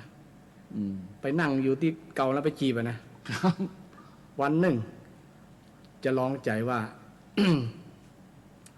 อันปิยมาศจะมีความสนใจมีความคิดจะได้ อืม ก็เลยบอกไป ตึงวันนี้ ที่ผ่านมาน่ะ เป็นเดือน2-3 เดือนแล้วนะครับ หันก็นั่งอยู่เนี่ย แต่วันนี้บอกหันเอาเริ่มมีคิด อืม คิดถึงหาแล้วเป็นได้บอกมาวันนี้นะ แปลก นั่งพอหารถก็อย่างหรือว่าจะเป็นจะได้เป็นเจ็บเป็นเอ็นอุ่นจะได้นะเริ่มมีเป็นห่วงแล้วนะแสดงว่ามีใจ อยู่กับกำธรแล้วนะเลยโทรมาถามอย่าว่านะโทรมาถามเป็นไงอันนี้ผมมาเนี่ยมาเริ่มหู้ใจสาวว่า ใจของพี่ยามาเริ่มมาตั้ง คอยตามละ คอยตามแล้ว คอยตามละ ไล่ใจแล้วก็นี่ก็มาตลอดก็เลยเริ่มจีบกันตั้งแต่นั้นได้ใจกันตั้งแต่มาเพราะความอดทนถ้าเป็นหนุ่มอื่นหมอมาเห็นแล้ว เป็ นะ นแสดง วัน2 วัน ครับ คือสาวบุคสุบสนใจนี่สัก10 วันกัน เลิกแล้วกันนะอันนี้เป็น2-3 เดือนนะครับ โอ้โหขันติบารมี คันติวันนี้ใจธรรมะของพระเจ้าแล้ว ค ค รั รั บบ เข้มแข็งด้วยขันติใช่ไหม แกนึกถึงคันตินี่แหละครับ เนี่ยนะครับฝนทั้งจนเป็นเข็ม ปูตั้ง มันอดเอานะครับ สักวันหนึ่งถึงได้นะครับ ครับ ถ้าหักแล้วตึงบ่ยอมปั่นไผ่ ครับ จะเก็บไว้อย่างว่าในเตาไฟ โบหลวนึ่งเข้าอยู่ กำเมืองครับ ครับ ครับ อันนี้ก็อู้กันไปนะโยมเนาะแล้วก็ข้อที่10ครับ มีปฏิบัติการใดๆต่อฮื้อบ่ฮื้อคาดทำนะครับจะทำมันอย่างก็ต้องให้มีธรรมะอยู่ ธรรมะเป็นรักนะ คำธรรมะเป็นหลัก ยึดธรรมะเป็นหลัก ครับ นะครับรักในเมตตานะครับ เห็นคุณค่าของคนนะครับ มันต้องมีคุณธรรมตัว อัน นี้ นี้ ครับ เป็นทศพิธราชธรรมแล้วกันนะ บ่ใช่ครับ น่าจะเป็ เป็นเปิ้นว่า คล้ายๆกันนะครับ ความไม่คลาดจากธรรมเนี่ย ครับของละวาดก็มีอยู่ในข้อหนึ่ง อื ครับ ม ปฏิบัติมิปฏิบัติการใด ๆ ให้คลาดธรรมมีเนาะ ครับ ครับ ก็คือจะทำอย่างก็ต้องให้มีธรรมะอยู่ ครับ ในสิ่งที่ทำไปตัว ครับ ก็คือมโนธรรมสำนึกกับผมอู้มาแล้ว อ่า ครับนะครับ ครับ มโนธรรมสำนึกมีฮิริมีอุตตปะเนี่ย อืม มันก็จะได้บริสุทธิ์ยุติธรรมก็ดีมั้งครับ ครับ แล้วมันก็จะได้ยากไม่จะเป็นง่ายนะครับ ถ้ามันมาฆ่าจากธรรมนี่นะครับ ถ้ามันมีธรรมะตลอดเวลาทุกอย่างถ้ามันผสมด้วยธรรมะนี่นะครับ ครับ อย่างน้อยๆก็ว่าซื่อสัตย์โปร่งใสยุติธรรมนี่นะครับ ถ้ามันลงไปในโครงการใดก็แล้วแต่ ครับ มันยากไม่จะเป็นง่าย งั้น นะครับ ครับ เพราะมันมีคุณธรรมด้วยนะนะครับ ครับความถูกต้องความดีงาม เนี่ นี่แหละ นั่นนะครับ แต่ถ้ามันมามีคุณธรรมตัวนั้นในห้านนี่นะครับ แม่นะครับ มันมามีคุณธรรมในห้านมันมามีความบริสุทธิ์ยุติธรรมมามีความอันอย่างที่มันเป็นอย่างที่ว่านะบริสุทธิ์ยุติธรรมนั่นแหละครับเนาะ ครับ อยู่ในตรงนั้นมันเกิดเป็นเรื่องที่ยากไปนะครับ อืม นะครับ ครับ เพราะฉะนั้นก็เลยให้ฝากไว้โยมว่าหน้าฮ้อนอย่าไปทำมันฮ้อนไว้แถมนะครับเนาะนี่มันเย็นด้วยธรรมะ ครับ วันนี้นะครับ ครับ ก็หมดเวลาผมแล้วครับ 15 นาฬิกาตอนนี้เป็นรอบของท่านพระครูสิริอมราภิรัตน์ ได้ นะครับ ได้ ผมมีธุระต้องทำอยู่นะครับเนาะ ครับได้ครับ ขอเชิญญาติโยมถ่ายได้สดับตรับฟังธรรมะในวันนี้ถ้าแถมท้ายๆรายการญาติโยมอย่าโทรมาก็โทรมาได้นะ053-114-332 ตอนนี้ก็จะได้ฟังธรรมะจากท่านอาจารย์พระครูสิริอมราภิรัตน์ทำคำหนึ่งท่านมาเสริมมาเติมมาต่ออย่างไรก็ขอเจริญพรญาติโยมฟังขอนิมนต์เลยครับ ครับขอบคุณครับ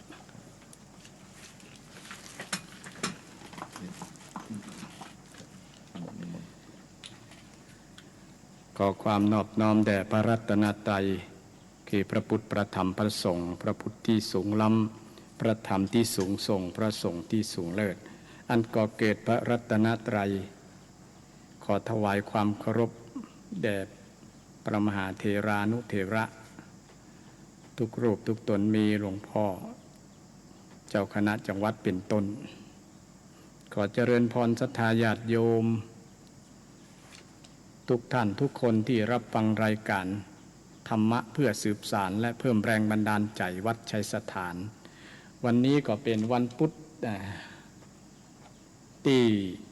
1 พฤษภาเป็นวันเริ่มต้นของเดือนวันที่ศรัทธาหลายๆผู้หลายท่าน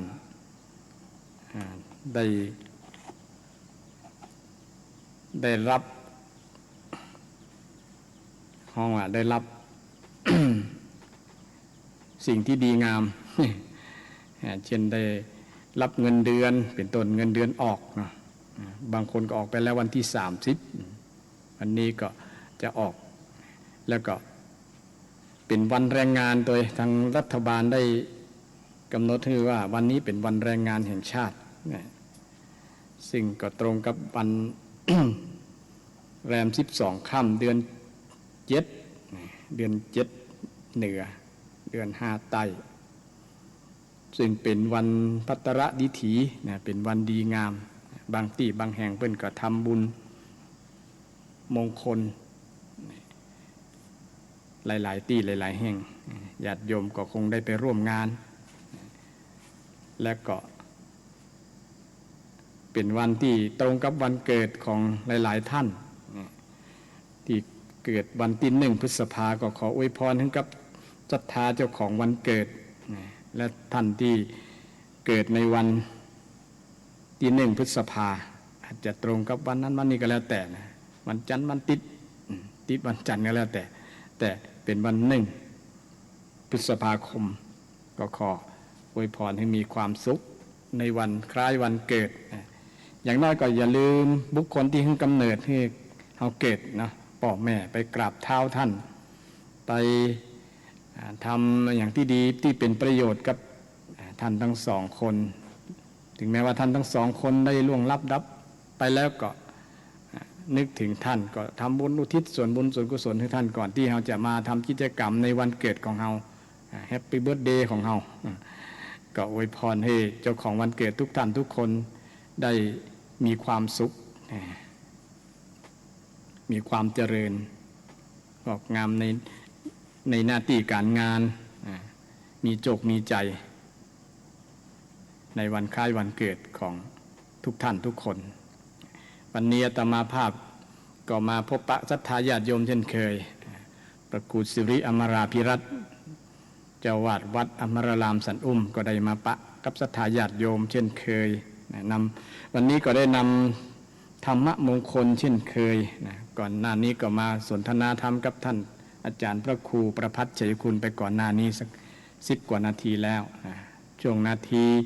ชั่วโมงต่อไปนี้ไปก็เป็นชั่วโมงที่ตั้งรายการมอบมือกับอาตมาได้มาอุมาจานำธรรมะมงคลมาฝากศรัทธาญาติโยมเหมือนเช่นเคยก็จะได้นำธรรมะมงคลเป็นมงคลชีวิตที่ได้ติดค้างกันยังบ่จบเตื้อญาติโยม ก็วันนี้ก็ได้อุมงคลที่35พุทธิแล้วเป็นมงคลที่34อูเรื่องการทำนิพพานให้แจ้งวันนี้ก็อูเรื่องของการทำจิตให้บหวั่นไหวในโลกธรรมเป็นมงคลมันจะมี ภาษาบาลีถ้าศรัทธาญาติโยมเคยสวดมนต์นะในบท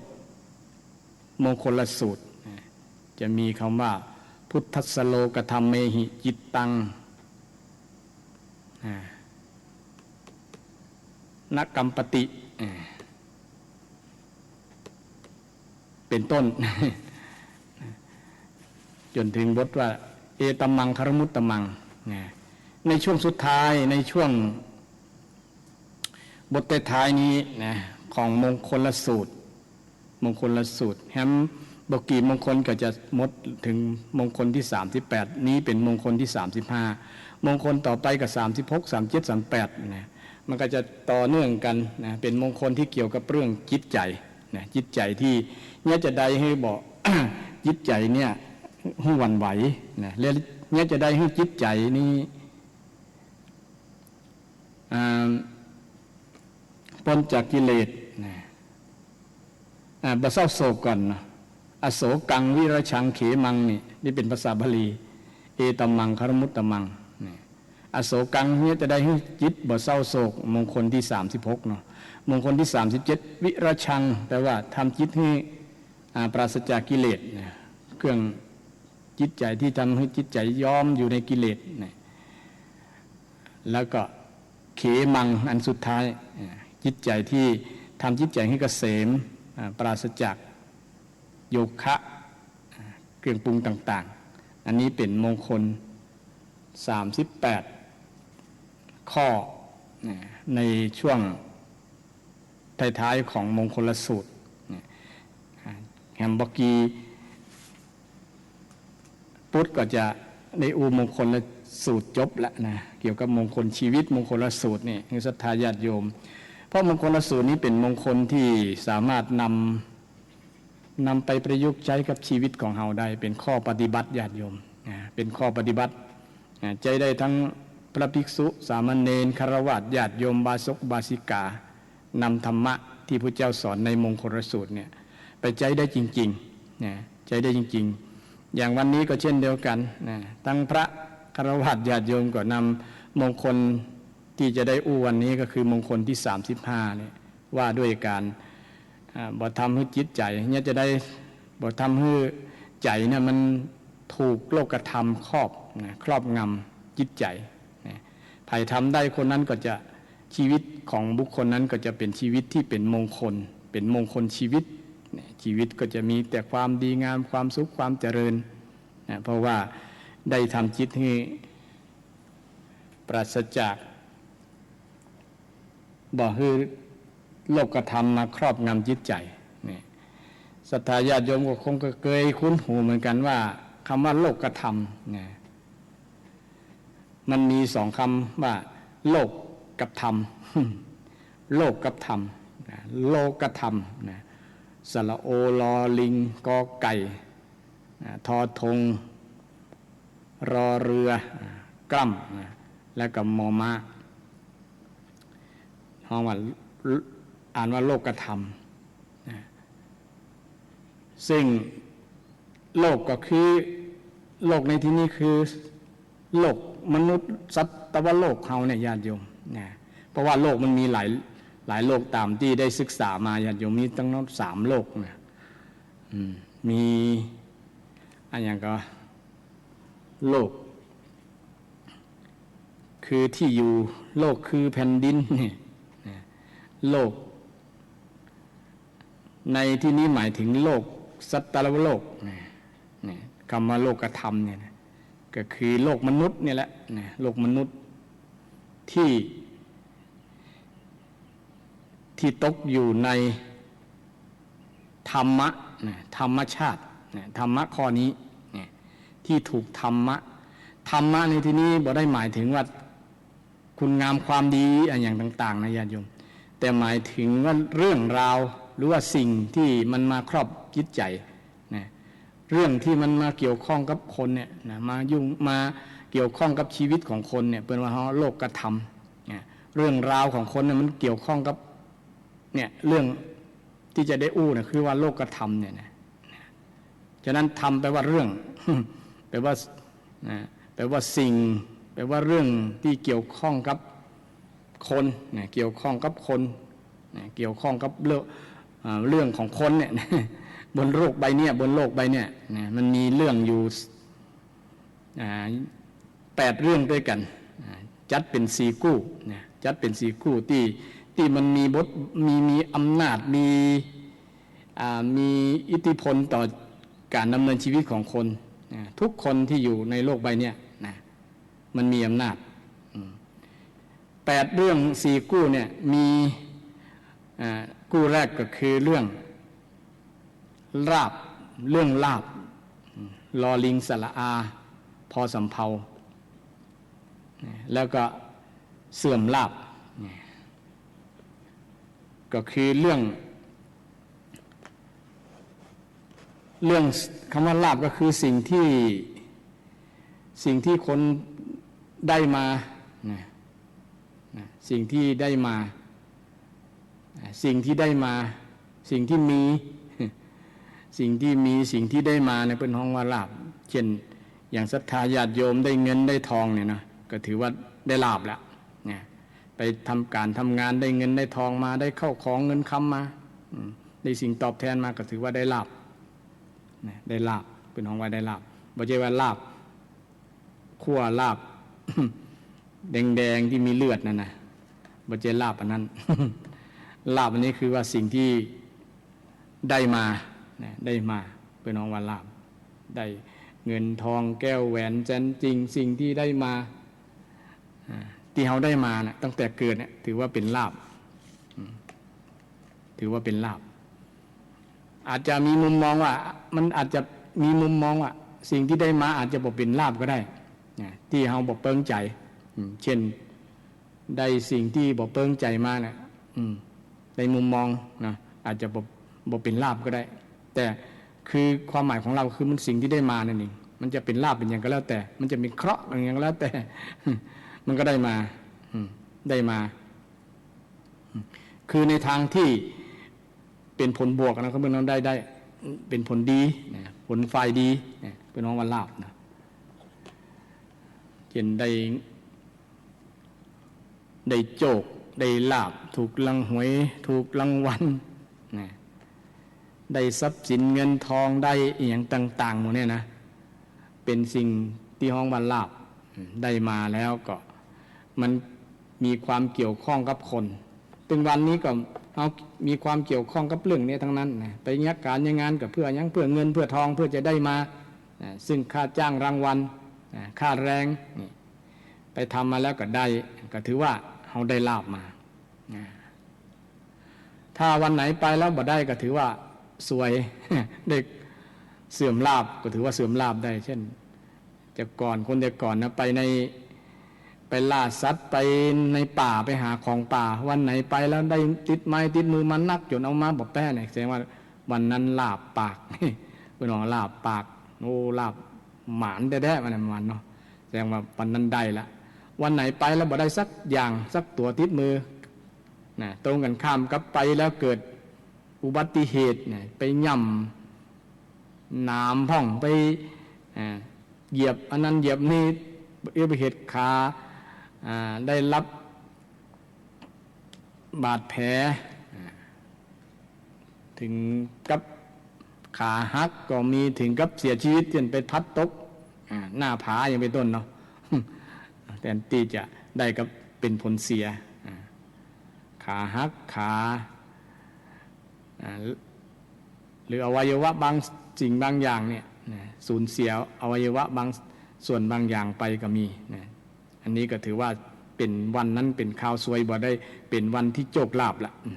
เนี่ยอันนี้คือศรัทธาญาติโยมฟังว่ามันมีความเกี่ยวข้องมีอิทธิพลต่อชีวิตของคนเกี่ยวกับเรื่องการได้กับการเสียเนี่ยเนาะเสื่อมได้แล้วก็เสื่อมเช่นเอาไปทำงานแล้วก็ได้เงินได้ค่าจ้างมากก็ถือว่าได้วันไหนไปแล้วบ่ได้ก็ถือว่าอาจจะเป็นวันที่เฮาบ่โชคดีนี่เป็นวันสวยหรือบาง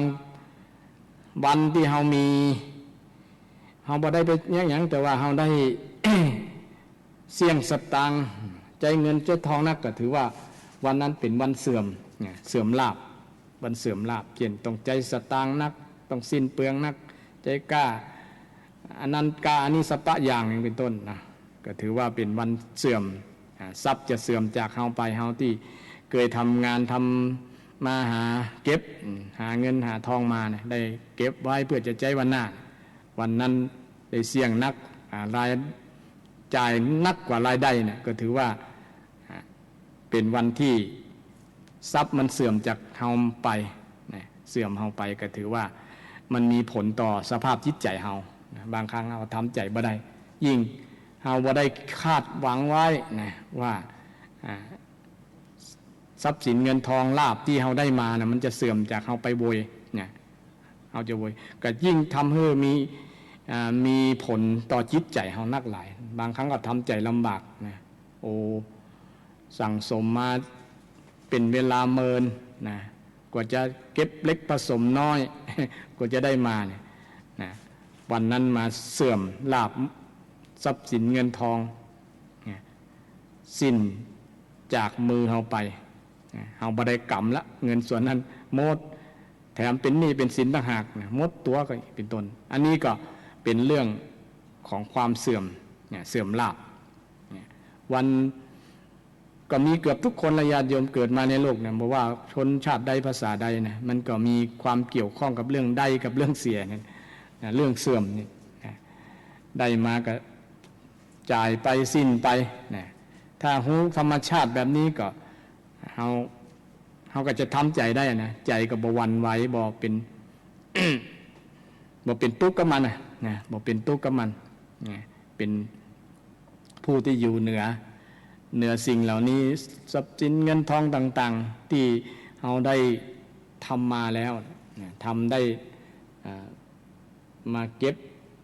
ไปแล้วแต่ถ้าเราพิจารณาแล้วสักวันหนึ่งมันก็จะต้องจากเราไปเพราะมันเป็นของกู้กันได้มาก็ต้องจากไปมันมาอยู่กับเราคือทรัพย์สินเป็นว่ามันเป็นสมบัติพัดกันชมเนี่ยเนาะถ้าคิดแบบนี้ก็มันก็จะเป็นผลต่อจิตใจเขานักหลายนะเขาก็รู้ธรรมชาติว่ามันไม่ใช่ของเราและก็บ่ใช่ของไผ มันเป็นของประจำโลกนะของประจำโลกอยู่เนี่ยนะมันพัดกันชมสมบัติพัดกันชมเมื่อมันเกิดกับเราแล้วเขาก็จะไปยึดมั่นถือมั่นว่าเป็นตัวเป็นทรัพย์ของเราเป็นนั่นของเรานักลำไปนะคือใจเป็นประโยชน์นะใจให้เป็นประโยชน์เช่นเครื่องอำนวยความสะดวกต่างๆเนี่ยเราก็นึกถึงสาระประโยชน์ของมันบ่ใช่ว่ายึดมาว่าอันนี้ของกูอันนั้นก็ของกูไผจะมาเอาไปบ่ได้ไผจะมายืมไผจะมาเอามาเป็นเจ้าของก็บ่ได้เป็นมานั้นจะเป็นปูโสมเผาทรัพย์ กู้แรกนี่เป็นเรื่องของได้การได้มาเรื่องทรัพย์สินเงินทองเรื่องของใจของซอยต่างๆเนี่ยมันก็จะทำให้เอาเข้าใจว่าเรื่องเหล่านี้มันก็เกิดขึ้นประจำโลกนะทุกคนแต่ส่วนนักส่วนหลายก็ยังทำใจลำบากอยู่เมื่อมันเกิดแล้วมันก็ยังมีทำให้จิตใจหวั่นไหวนะบางครั้งก็ทำให้จิตใจฟูเมื่อได้มานะจิตใจฟูเมื่อเสียไปก็ทำให้จิตใจมันแฟบลงมันฟุบลงมันเหมือนประหลอดนะขึ้นลงเนี่ยทำให้สุขภาพจิตมันเสียนะภัยที่อยู่เหนือสิ่งเหล่านี้ได้เป็นว่าโลกธรรมบ่สามารถไปทำจิตใจของบุคคลนั้นทั้งหวั่นไหวได้คนนั้นก็จะอยู่เหนือการได้เหนือลาภเหนือการเสื่อมลาภอันนี้เป็นกู้แรกกู้ที่สองศรัทธาญาติโยมกู้ที่สองก็เรื่องของ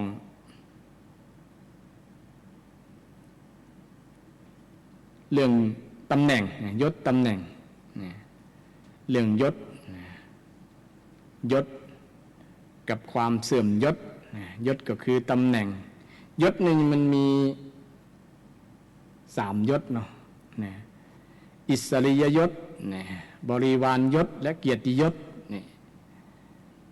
อิสริยยศก็คือยศที่ความเป็นยิ่งใหญ่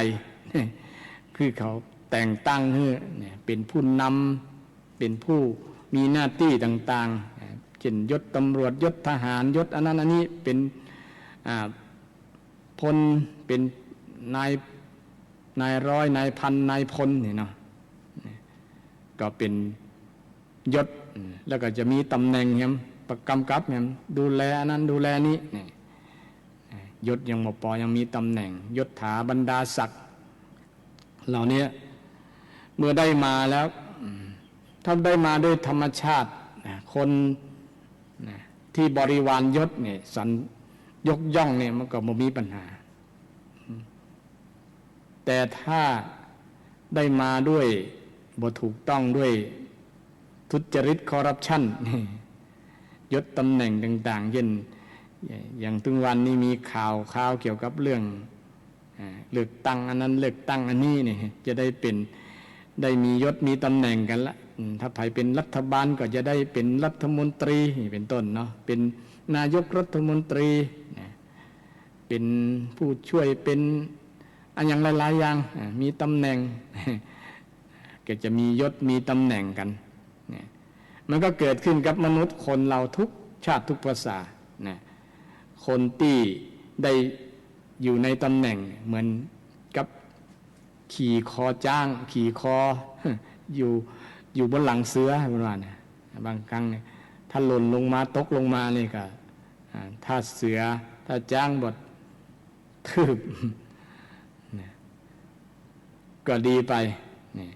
อุปมาประไมยนี่เป็นอุปมาประไมยคือได้ยศแล้วอย่าพึงเมาเวลาได้ตำแหน่งแล้วอย่าพึงเมาอย่าเหิมเกริมอย่ายิงทะนงตัวอย่าอวดประมาณนั้นแต่ใจยศตำแหน่งนี้ให้เป็นประโยชน์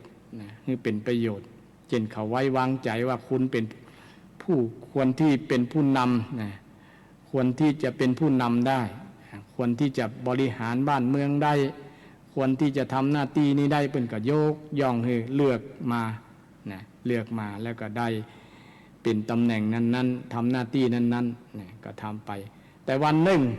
มดอำนาจมดตำแหน่งยศลดลงมาแล้วถามว่าเราทำใจลำบากไหมทำใจได้ก่อเพราะว่ามันจะเกิดขึ้นกับทุกคนแหละทุกคนบางคนก็ทำใจลำบากถึงกับคิดสั้นฆ่าตัวตายก็มีเพราะว่ามันเกยเป็นใหญ่แล้วญาติโยมมาเป็นน้อยมาเป็นลูกน้องเป็นเจ้านายแล้วมาเป็นลูกน้องโอ้ทำใจบ่ได้เองเป็นต้นเนาะทำใจบ่ได้เกยอยู่เกยทำเกยจี้นิ้วมือเกยสั่งแต่มาถูกเขาสั่งจี้ไม้จี้มือแตนเนี่ยมันก็เป็นผลต่อจิตใจเช่นเดียวกันถ้าไผบ่ตกอยู่ในอำนาจสิ่งเหล่านี้บ่เป็นผลต่อจิตใจก็ถือว่าจิตใจผู้นั้นเข้มแข็งบ่หวั่นไหวในโลกธรรมข้อกู้ยศกับเสื่อมยศเนี่ยนะบางคนเคยเป็นสูงเป็นถึงนายกเป็นถึงสูงมากๆมีหลายตำแหน่งมีหลายหน้าที่ที่ทางบริวารยศนี่คนส่วนทั้งหลายทำให้ยกคือเป็นผู้นำยกคือเป็นผู้ปฏิบัติหน้าที่ก็เมื่อพ้นวาระหมดวาระหรือว่าถูกทำให้หมดวาระมีอุบัติเหตุอย่างนี้เป็นต้นก็ทำใจลำบากเพราะว่าเคยนั่นแล้วเนาะ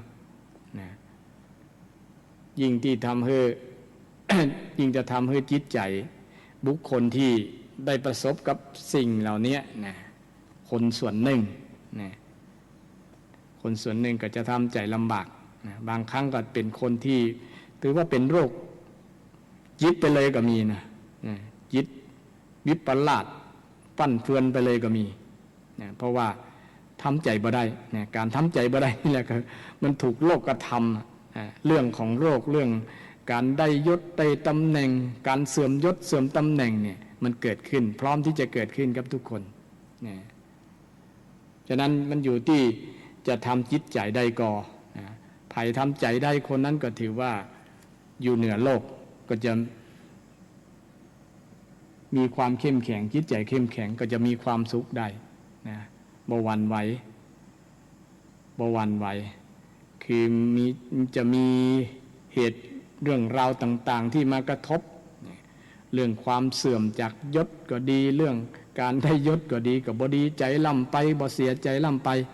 นะเมื่อมันเกิดขึ้นทั้งสองด้านนะถ้าได้ก็บ่ดีใจล่ำไปถ้าเสียไปก็บ่เสียใจล่ำไปเนี่ย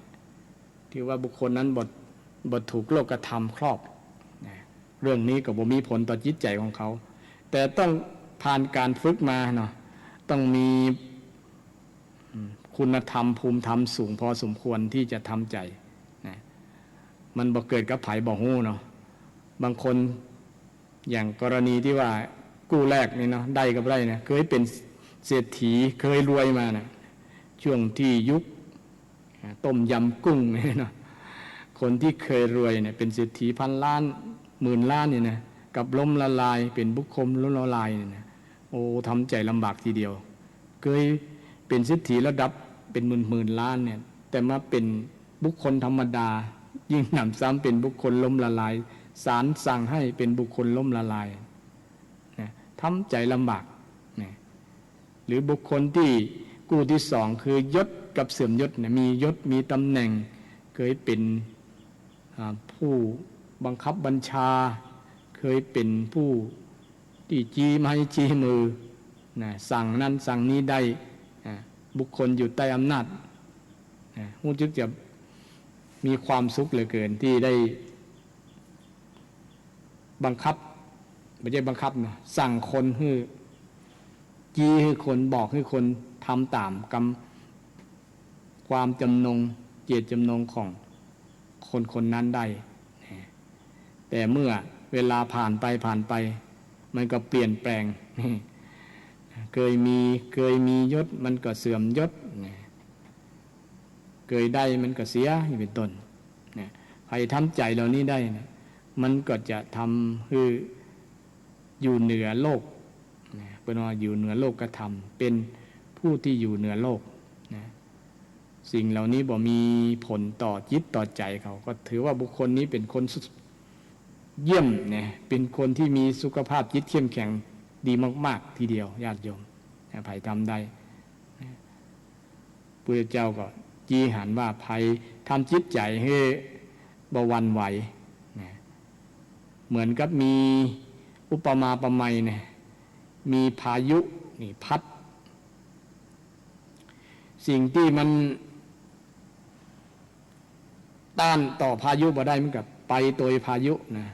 พัดไปทั้งหลังคาทั้งสรรพสิ่งทั้งหลายที่มันต้านลมบ่แป้เนาะลมมันแรงกว่าลม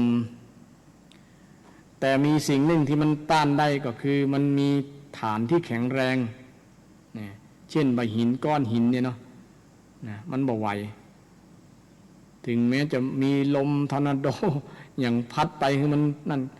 มันก็มีความนักแน่นอุปมาฉันใดอุปไมยก็ฉันนั้นจิตใจของคนถ้าอุปมาเหมือนก้อนหินศิลาแท่งทึบที่นักแน่นบ่ไปหวั่นไหวกับสิ่งที่มันเกิดขึ้นไม่ว่าจะเป็นผลบวกก็ตามผลลบก็ตามก็เกิดขึ้นกับชีวิตได้แล้วมาได้มาแล้วก็บ่ดีใจล่ำไปเสียไปก็บ่เสียใจล่ำไปมันก็เป็นธรรมชาติธรรมดาของโลกบ่ใช่เกิดกับขึ้นก็เฉพาะกับเฮาญาติโยมมันเกิดขึ้นกับทุกคนแล้วแหละนะทุกคนก็มีได้มีเสียกันหมดนะบอกว่าบ่มีไผที่ได้อย่างเดียวแล้วก็บ่มีไผที่เสียอย่างเดียวเนี่ยมีทั้งได้ทั้งเสียกันทั้งนั้นแต่จะเสียนักเสียน้อยก็อาจจะมีความแตกต่างกันพ้องนะ มันก็จะชัดเจนเพราะบางทีคนที่ได้ก็ได้นักเลยก็เสียนักเลยมันก็จะกู้กันนั่นแหละ นะคนได้น้อยก็เสียน้อยก็ธรรมชาตินะเพราะว่าได้น้อยบอกจะเสียนักก็มันก็จะบวกกู้กันนะ มันบาลานซ์กันแต่ก็ยังมีอยู่นะคนได้น้อยแต่เสียนักนะเช่นรู้สึกว่าโอ้ชีวิตนี่เกิดมาแล้วมีแต่เคราะห์กรรมยังซ้ำเติมนะบาปกรรมซ้ำซัดนะเหลือเกินนะบ่มีโจกมีดีกับต้นเลยนะหมดความอะไรตายอยากนะสิ้นหวังในประมาณนั้นกับทำให้จิตใจห่อเหี่ยวนะเอาไปมาคิดสั้นจะฆ่าตัวตายก็มีเพราะว่าคิดในแง่ลบไปนะว่าเราเกิดมาแล้วมีแต่เคราะห์กรรมมีแต่สิ่งที่เกิดขึ้นกับตัวเขาเนี่ยมีแต่สิ่งที่บดีนะแต่จริงท่านมองในธรรมะแล้วนะหรือว่ามองไปกับคนอื่นหลายๆคนเนี่ยมันก็มีอยู่ที่เหมือนเฮาหลายๆคนเช่นเวลาเฮาได้รับกับสิ่งที่เฮาบ่พึงปรารถนาเช่นยามเฮาเจ็บเป็นเอ็นอุ่นในญาติโยมบางคนก็ว่ามันอย่างมันเกิดขึ้นกับเฮาประมาณนั้นลองไปพอในโรงยาและสตาญาติโยมนะในโรงยาเนี่ยนะในโรงพยาบาลนะเนาะโอ้ไปแล้วบางครั้งมันผิดคาดที่เราคาดไว้บ่เจก็เป็นกะเฮาญาติโยมนะอย่างกรณีแม้ตัวอาตมาเองแต่ก่อนนะได้รับอุบัติเหตุนะทางสายตานะเสียตาไปข้างไปครั้งแรกก็นึกว่ามันคงบ่หลายก็คนที่ตาบอดที่จะ เสียสายตาเนี่ยพอไปอยู่กับห้องคนที่ห้องจักษุแพทย์ห้องที่แพทย์ดูรักษาตาคนจักษุคนโอ้เป็นนั้นว่าก็มีนักมีหลายเต็มห้องเลยนะมีก็อุ่นใจว่ามันบ่ใจกะเฮา มันก็มีหลายคนแล้วก็มาเช็คดูใน Google ว่าคนที่สายตาหรือคนที่บ่มีพอบหันเนี่ยตาบอดเนี่ยมีกี่คนในโลกเนี่ยโอ้มีเป็นล้านๆญาติโยมนะมีเป็นล้านๆแล้วก็บ่นับอย่างอื่นนะญาติโยมเนี่ยยิ่งเป็นโรคอันนั้นยิ่งปัจจุบันนี่เนาะเป็นโรคอย่างต่างๆตัวมันนักเกี่ยนโรคที่ฮิตกันเนาะโรคเบาหวานโรคไตโรคความดันอย่างต่างๆโรคหัวใจเนี่ยนะโอ้นักญาติโยมนะนักฉะนั้นคนที่เป็นก็บ่ต้องไปเศร้าโศกเสียใจนะแต่ก็ควรที่จะคิดวิธีรักษาหรือวิธีป้องกันเนาะตามหมอเปิ้นในห้องหมอเปิ้นแนะนำเนี่ยหมอเปิ้นแนะนำคือปฏิบัติตนจะได้ที่จะบอกให้โรคมันกำเริบ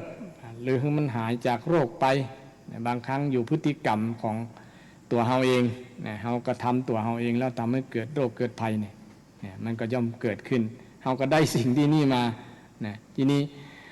เนี่ยจะได้จะสิ่งเหล่านี้โรคเหล่านี้มันหายจากเฮาก็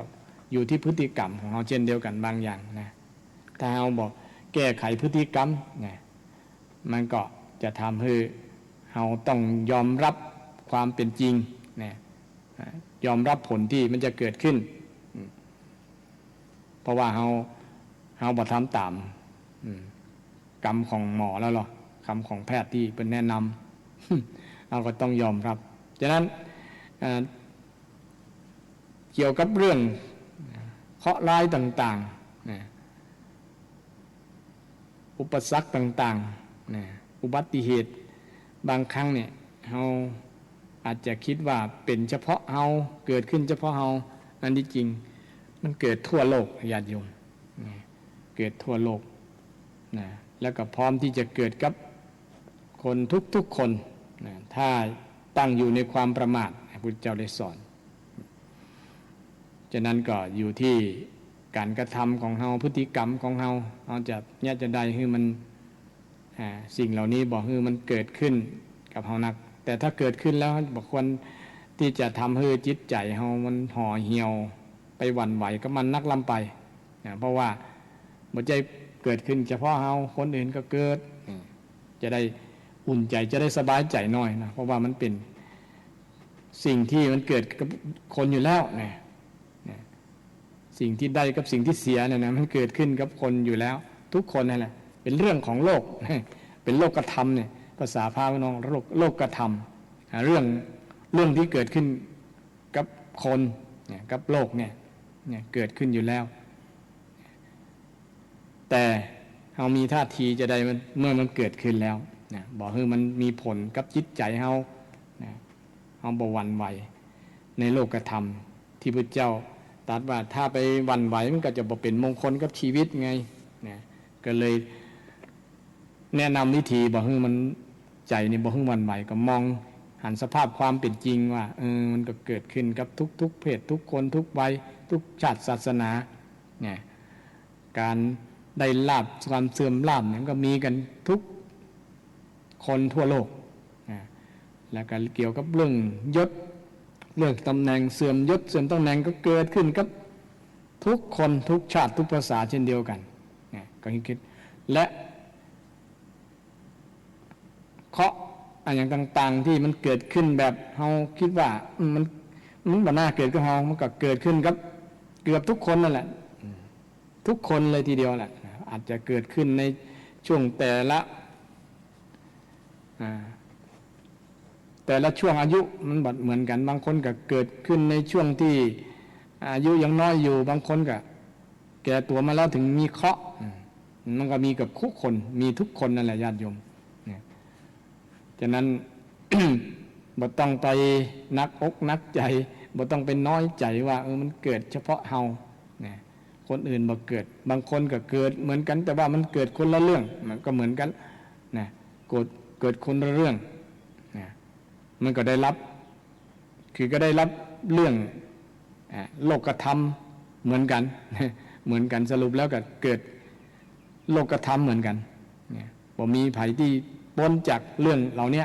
นะเกิดมาบนโลกใบนี้แล้วนะมันเกิดขึ้นกับทุกคนนะแล้วก็คู่ที่สามญาติโยมก็เรื่องนี้ก็เป็นเรื่องของสรรเสริญเรื่องของนินทาเรื่องของสรรเสริญเรื่องของนินทาคนที่เกิดมาในโลกเนี่ยทุกชาติทุกภาษามันมีเรื่องต้องสรรเสริญแล้วก็นินทานินทาสรรเสริญนี่ก็เป็นเรื่องฝ่ายบวกฝ่ายดีเนาะไผก็ชอบสรรเสริญอาตมาก็ชอบญาติโยมมาชมมามาจ้าชมว่าโอ้เป็นญาติเป็นนี่ก็ชอบญาติโยมแต่อย่าไปเหลิง ชอบแล้วจะไปเหลิงนะเพราะว่ากำสุยเนี่ยนะใครก็ชอบเหมือนกันนะมดนะแต่อย่าไปเหลิงอย่าไปเมาเมาในคำชมคำสรรเสริญเพราะวันหนึ่งเขาก็จะนินทามาซึ่งตรงกันข้ามนินทามันเป็นเรื่องของชาวโลกที่มีอยู่ก็มีสองเรื่องนี้เกี่ยวกับกำอูเนาะบทสรรเสริญกับนินทากันนะอย่างในวงสนทนาของศรัทธาญาติโยมแม่กาแม่ขายทั้งหลายบางครั้งก็บทสรรเสริญกับนินทากันนะยิ่งบางครั้งไปเล่าขวัญตุเจ้าก็มีนะมีกับญาติโยมเนี่ยก็มีอยู่เนาะเล่าขวัญตุเจ้าวัดนั้นวัดนี้หรือว่าสรรเสริญตุเจ้าวัดนั้นสรรเสริญดีกันนะยันถ้าไปเล่าขวัญนี่จะบดีเนี่ยเป็นบาปนะเป็นบาปเป็นกรรมตั้งปากตั้งกรรมกรรมจาเพราะว่ามันมี มันมีผลต่อการดำเนินชีวิตมีผลต่อจิตใจไงเนาะเพราะว่าคำกรรมจาเนี่ยเคยเล่าของศรัทธาญาติโยมว่ามันเป็นเหมือนกับปากมันเหมือนหอกนะเหมือนอวัยวะที่เป็นหอกเป็นดาบทิ่มแทงปกติดาบมันจะแหลมมาคมนะทิ่มแทงร่างกายคนก็จะเจ็บมาหั่นมาแล่เนื้อนะเลือดก็จะออกเป็นแผลเป็นบาดแผลก็จะเจ็บจะปวดการเจ็บปวดจากการคมมีดคมดาบมันยังบัดเต้าความเจ็บปวดเต้ากับหอกคือดาบ หอกคือปากดาบคือปากคนเนี่ยโอ้ทิ่มลงไปนี่เจ็บนะเจ็บยิ่งกว่าอย่างนะถ้าคนไปยึดมั่นในกำอูนั้นนะยิ่งคนไปยึดมั่นในกำอูมันว่าเฮาแล้วนี่มันถ้ามีตัวเฮาอยู่นั้นเจ็บทันที ถ้าบ่มีตัวเฮาก็บ่มีหยังนะมีตัวเฮาตัวเราตัวเขาเนี่ยมันจะมีอัตตาแล้วมีอัตตาเนี่ยอัตตาในกำอูของคนเนี่ยมันว่าเฮามันด่าเฮาแล้วนี่มันนินทาเฮาแล้วนี่ทำให้โกรธขึ้นมาบ่พอใจทำให้หวั่นไหวจิตใจหวั่นไหวในกรรมอู้ในกรรมนินทาในกรรมสรรเสริญบางครั้งคำนินทานี้มันอาจจะนำไปสู่การพัฒนาได้นะแต่คำสรรเสริญอาจจะเป็นผลเสียได้ก็มีมันจะเหลิงอำนาจเหลิงหลงตัวเก่านะว่าตัวเก่าดี บางครั้งคำสรรเสริญอาจจะสรรเสริญจากจิตใจที่บ่ตรงต่อธรรมก็ได้นะแซงสรรเสริญเนี่ยเพื่อที่จะให้คนที่นั้นได้ให้ผลประโยชน์กับตัวเก่าเนี่ยเช่นให้รางวัลก็อย่างกันนะสรรเสริญเจ้านายจะให้รางวัลนะลูกน้องเป็นว่าเลียแข้งเลียขาจะได้ตำแหน่งสูงอย่างประมาณนั้นเนี่ยก็บ่มีความจริงใจนี่ก็เป็นผลเสียต่อเรื่องของคำสรรเสริญนะที่บ่มีความจริงใจแต่มีความจริงใจถึงแค่นั้นก็ตามนะมันก็เป็นผลต่อจิตใจของคนที่ถูกสรรเสริญนะอาจจะเป็นผลเสียก็ได้นะหลงตัวเองนะหลงตัวเองว่าตัวเองแน่ตัวเองเก่งตัวเองดี ประมาณนั้นนะมันจะเป็นผลเสียจันถ้าคำนินทาเนี่ยบางครั้งเขาจะไม่พิจารณาเขานินทามันจริงก่อฮะเปิ้นว่าแล้วมาพิจารณาตัวเก่าอาจจะเป็นคล้ายๆเปิ้นจีขุมทรัพย์ฮือก็ได้นะอาจจะได้มาปรับปรุงเปลี่ยนแปลงสิ่งที่เปิ้นสะท้อนออกมากรรมนินทาจะเป็นกระจกเป็นแว่นส่องให้เฮาได้หันว่าเฮาตัวเฮานั้นเป็นอย่างเปิ้นว่าก็เปิ้นเอาแว่นเอากระจกมาให้เฮาส่องดูนะมันเป็นอย่างเปิ้นว่าก็นะเพราะว่าคำนินทากาเลเหมือนเทน้ำไม่ชอกช้ำเหมือนเอามีดมากรีดหินแม้องค์ปฏิมายังราคินมนุษย์เดินดินจะสิ้นคนนินทานะคนในโลกนี่บ่ป้นนินทาแม้แต่พระเจ้าเปลี่ยนแปลงกับนินทาตำหนิว่าอันนั้นเป็นจะอันบ่งามอันนี้บ่งามอันนี้มีญาติโยมเนี่ยจะป่วยกล่าวไปยัยถึงคนที่มนุษย์เดินดิน ที่จะบ่มีถูกนินทาเนี่ยบ่มีนะแต่ให้มองเนี่ยมองด้วยจิตใจที่เป็นธรรมเนี่ยจิตใจที่มั่นคงบ่อย่าฟังอย่าด่วนใจร้อน อย่าฟังโคตรนะอย่าฟังโคตรคนที่ติมมานินทาเฮานะบางครั้งนี้ถ้า บ่มีคนนินทาเนี่ยเฮาจะบ่ฮู้ว่าข้อบกพร่องของเฮาเนี่ยมีอย่างพร่องนะอาจจะจริงอย่างเขานินทาก็ได้นะแต่หากคิดแบบนี้ก็จะทำให้เราพัฒนาตัวเก่าเราดีๆขึ้นถ้ามันบ่จริงอย่างเขาว่านะก็บ่เป็นหยังอย่าไปถือโทษโทษเครื่องเขาถือว่าช่วยให้เขาระบายก็แล้วกัน เนี่ยระบายอารมณ์นะถ้าเขาบ่ได้นินทาไผเนี่ยมันอาจจะนอนบ่หลับนะญาติโยม นอนบ่หลับก็ถือว่า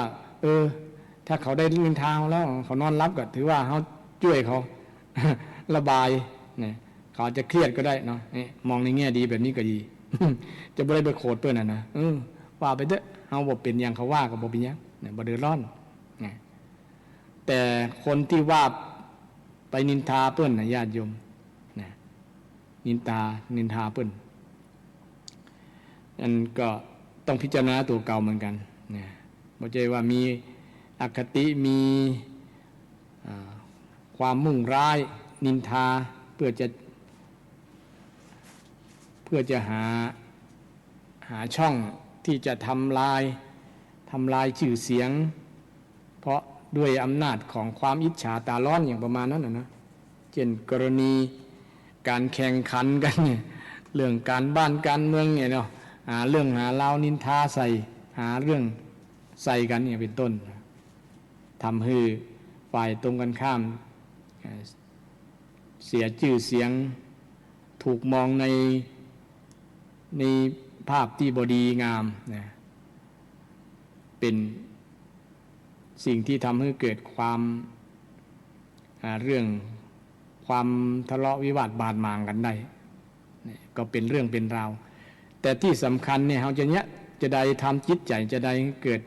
บ่ให้หวั่นไหวกับสองสิ่งนี้กู้เนี่ยนะคือเรื่องสรรเสริญกับนินทาเนี่ยเป็นว่าคนด่าแล้วบอกโหดเนี่ย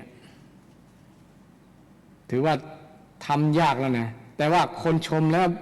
บ่ยิ้มนี่ยังยากกว่านะบางคนนี่คนชมแล้วยิ้มเนาะยิ้มใหญ่นะใครหัวเพิ่นชมเนี่ยแสดงว่าจิตเขาไหวจิตมันหวั่นเมื่อไหร่เนาะจิตหวั่นไหวเพราะถูกชมนะถูกชมแล้วหวั่นมันไหวไปตัวคำชมเพิ่นนะหรือว่าไหวไปตัวคำนินทาเพิ่นนะไปคำด่าเพิ่นมันมีเรื่องเล่านะคนที่ไหวง่ายมีปู่หลานกู้หนึ่งมีม้าตัวหนึ่งเนาะอันนี้เรื่องเมืองละแต่มาจำได้พ่องมาได้หลายก็สุมาภัยให้ญาติโยมที่เคยฟังกับมาเสริมก็ได้เนอะนะมีปู่หลานคนสองกู้หนึ่งมีม้าจะไปเดินทางไปแห่งบ้านไกลอยู่แห่งบ้านหนึ่งครั้งแรกนั้นหลานก็คือปู่เนี่ยนั่งบนหลังม้าตัวเก่าก็จูงม้าไปผ่านบ้านไปบ้านหนึ่งมันบ้านมันหลายบ้านเนาะกว่าจะไปถึงจุดมุ่งหมายคนบ้านนั้นก็เล่าขวัญกันโอ้นินทาเล่าโอ้พอแล้วปู่ท่านน่ะยังมัดใจไม่ใช่ละกรรมบ่เอ็นดูหลานนะหลานเตียวจูงม้าไปนั่นแทนที่จะให้หลานมานั่งตัวเก่าจูงหันแก่ตัวแล้วนะปู่ได้ยินก็หวั่นไหวแล้วญาติโยมลงจากหลังม้าเนี่ยเอาหลานขึ้นบนหลังม้าแทนตัวเก่าจูงม้าไปผ่านไปให้บ้านนั้นก็เล่านินทากันละนะว่านะโอ้พอแล้วไอ้นายน้องนั่นนะแทนที่มันจะให้ปู่นั่งเนาะมันไม่จูง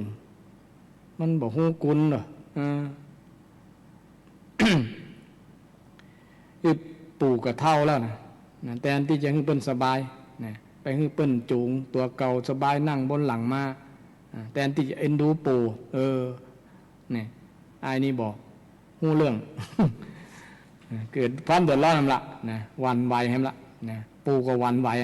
ใจปู่นะวันไหวกว่าเนาะนะแล้วก็ใจอันนายนั่นก็วันไหวนะเพราะว่าถูกคนว่าแล้วหรอว่าบ่มีน้ำใจว่าบ่มีความกตัญญูต่อผู้รักผู้ใหญ่นะปู่จูงมาก็เลยตัดสินใจทั้งปู่หลานนั่งพร้อมกันไปทั้งสองคนอยู่บนหลังม้าทั้งปู่ทั้งหลานผ่านไปบ้านนั้นก็ เล่าขวัญมันละโอ้พอปู่หลานนั่นเหรอมันบอกเอ็นดูม้าเห็นไหม ม้าก็ตัวน้อยเงี้ยนะก็ตัวน้อยปู่หลานนั้นบอกเอ็นดูสักน้อยแล้วพวกน่ะพอมันน่าเอ็นดูมาหลังแอนละแอนหมดแล้วนะ มันจะไปสักกี่เม็ดกี่นั่นน่ะนะโอ้ถ้าเป็นสองปู่นี่ผมมีน้ำใจกับม้าเลยเนาะนะแทนที่จะลงจากม้าจูงม้าไป แท ทั้งสองนี่ก็หวั่นไหวต่อกรรมโอ้คนทั้งบ้านนั้นก็ป้ากันลงลูกหลานทั้งปู่หลานก็ป้ากันจูงมาบอกขึ้นสักคนนะผ่านไปเห็นนะคนก็เล่าขวัญว่าโอ้ปู่หลานนี่เงาเนาะ แทนที่จะขึ้นหลังมานะกับจูงมาไปมีมาแต่บทใจประโยชน์เนี่ยความคิดเห็น กรรมอูกรรมจ่ากรรมนินทาแต่ละหมู่บ้านมันเหมือนกันเนาะความคิดศรัทธาญาติโยมเนี่ยมันก็มีผลยึดใจวันไหวเนี่ยแล้วก็มีมุมมองอยู่นะโยมมุมมองของแต่ละคนอย่างกรณีแรกนี่ปู่ให้หลานนั่งก็ได้ความเอ็นดูว่าเป็นละอ่อนเนาะมันอาจจะเตี้ยวไก่มาได้นะอันนี้เป็นความเอ็นดูเมตตาของผู้รักผู้ใหญ่นะที่มีต่อหลานก็หันหลานมันยังตัวน้อยอยู่นี่จะให้มันเตี้ยวหรือนะ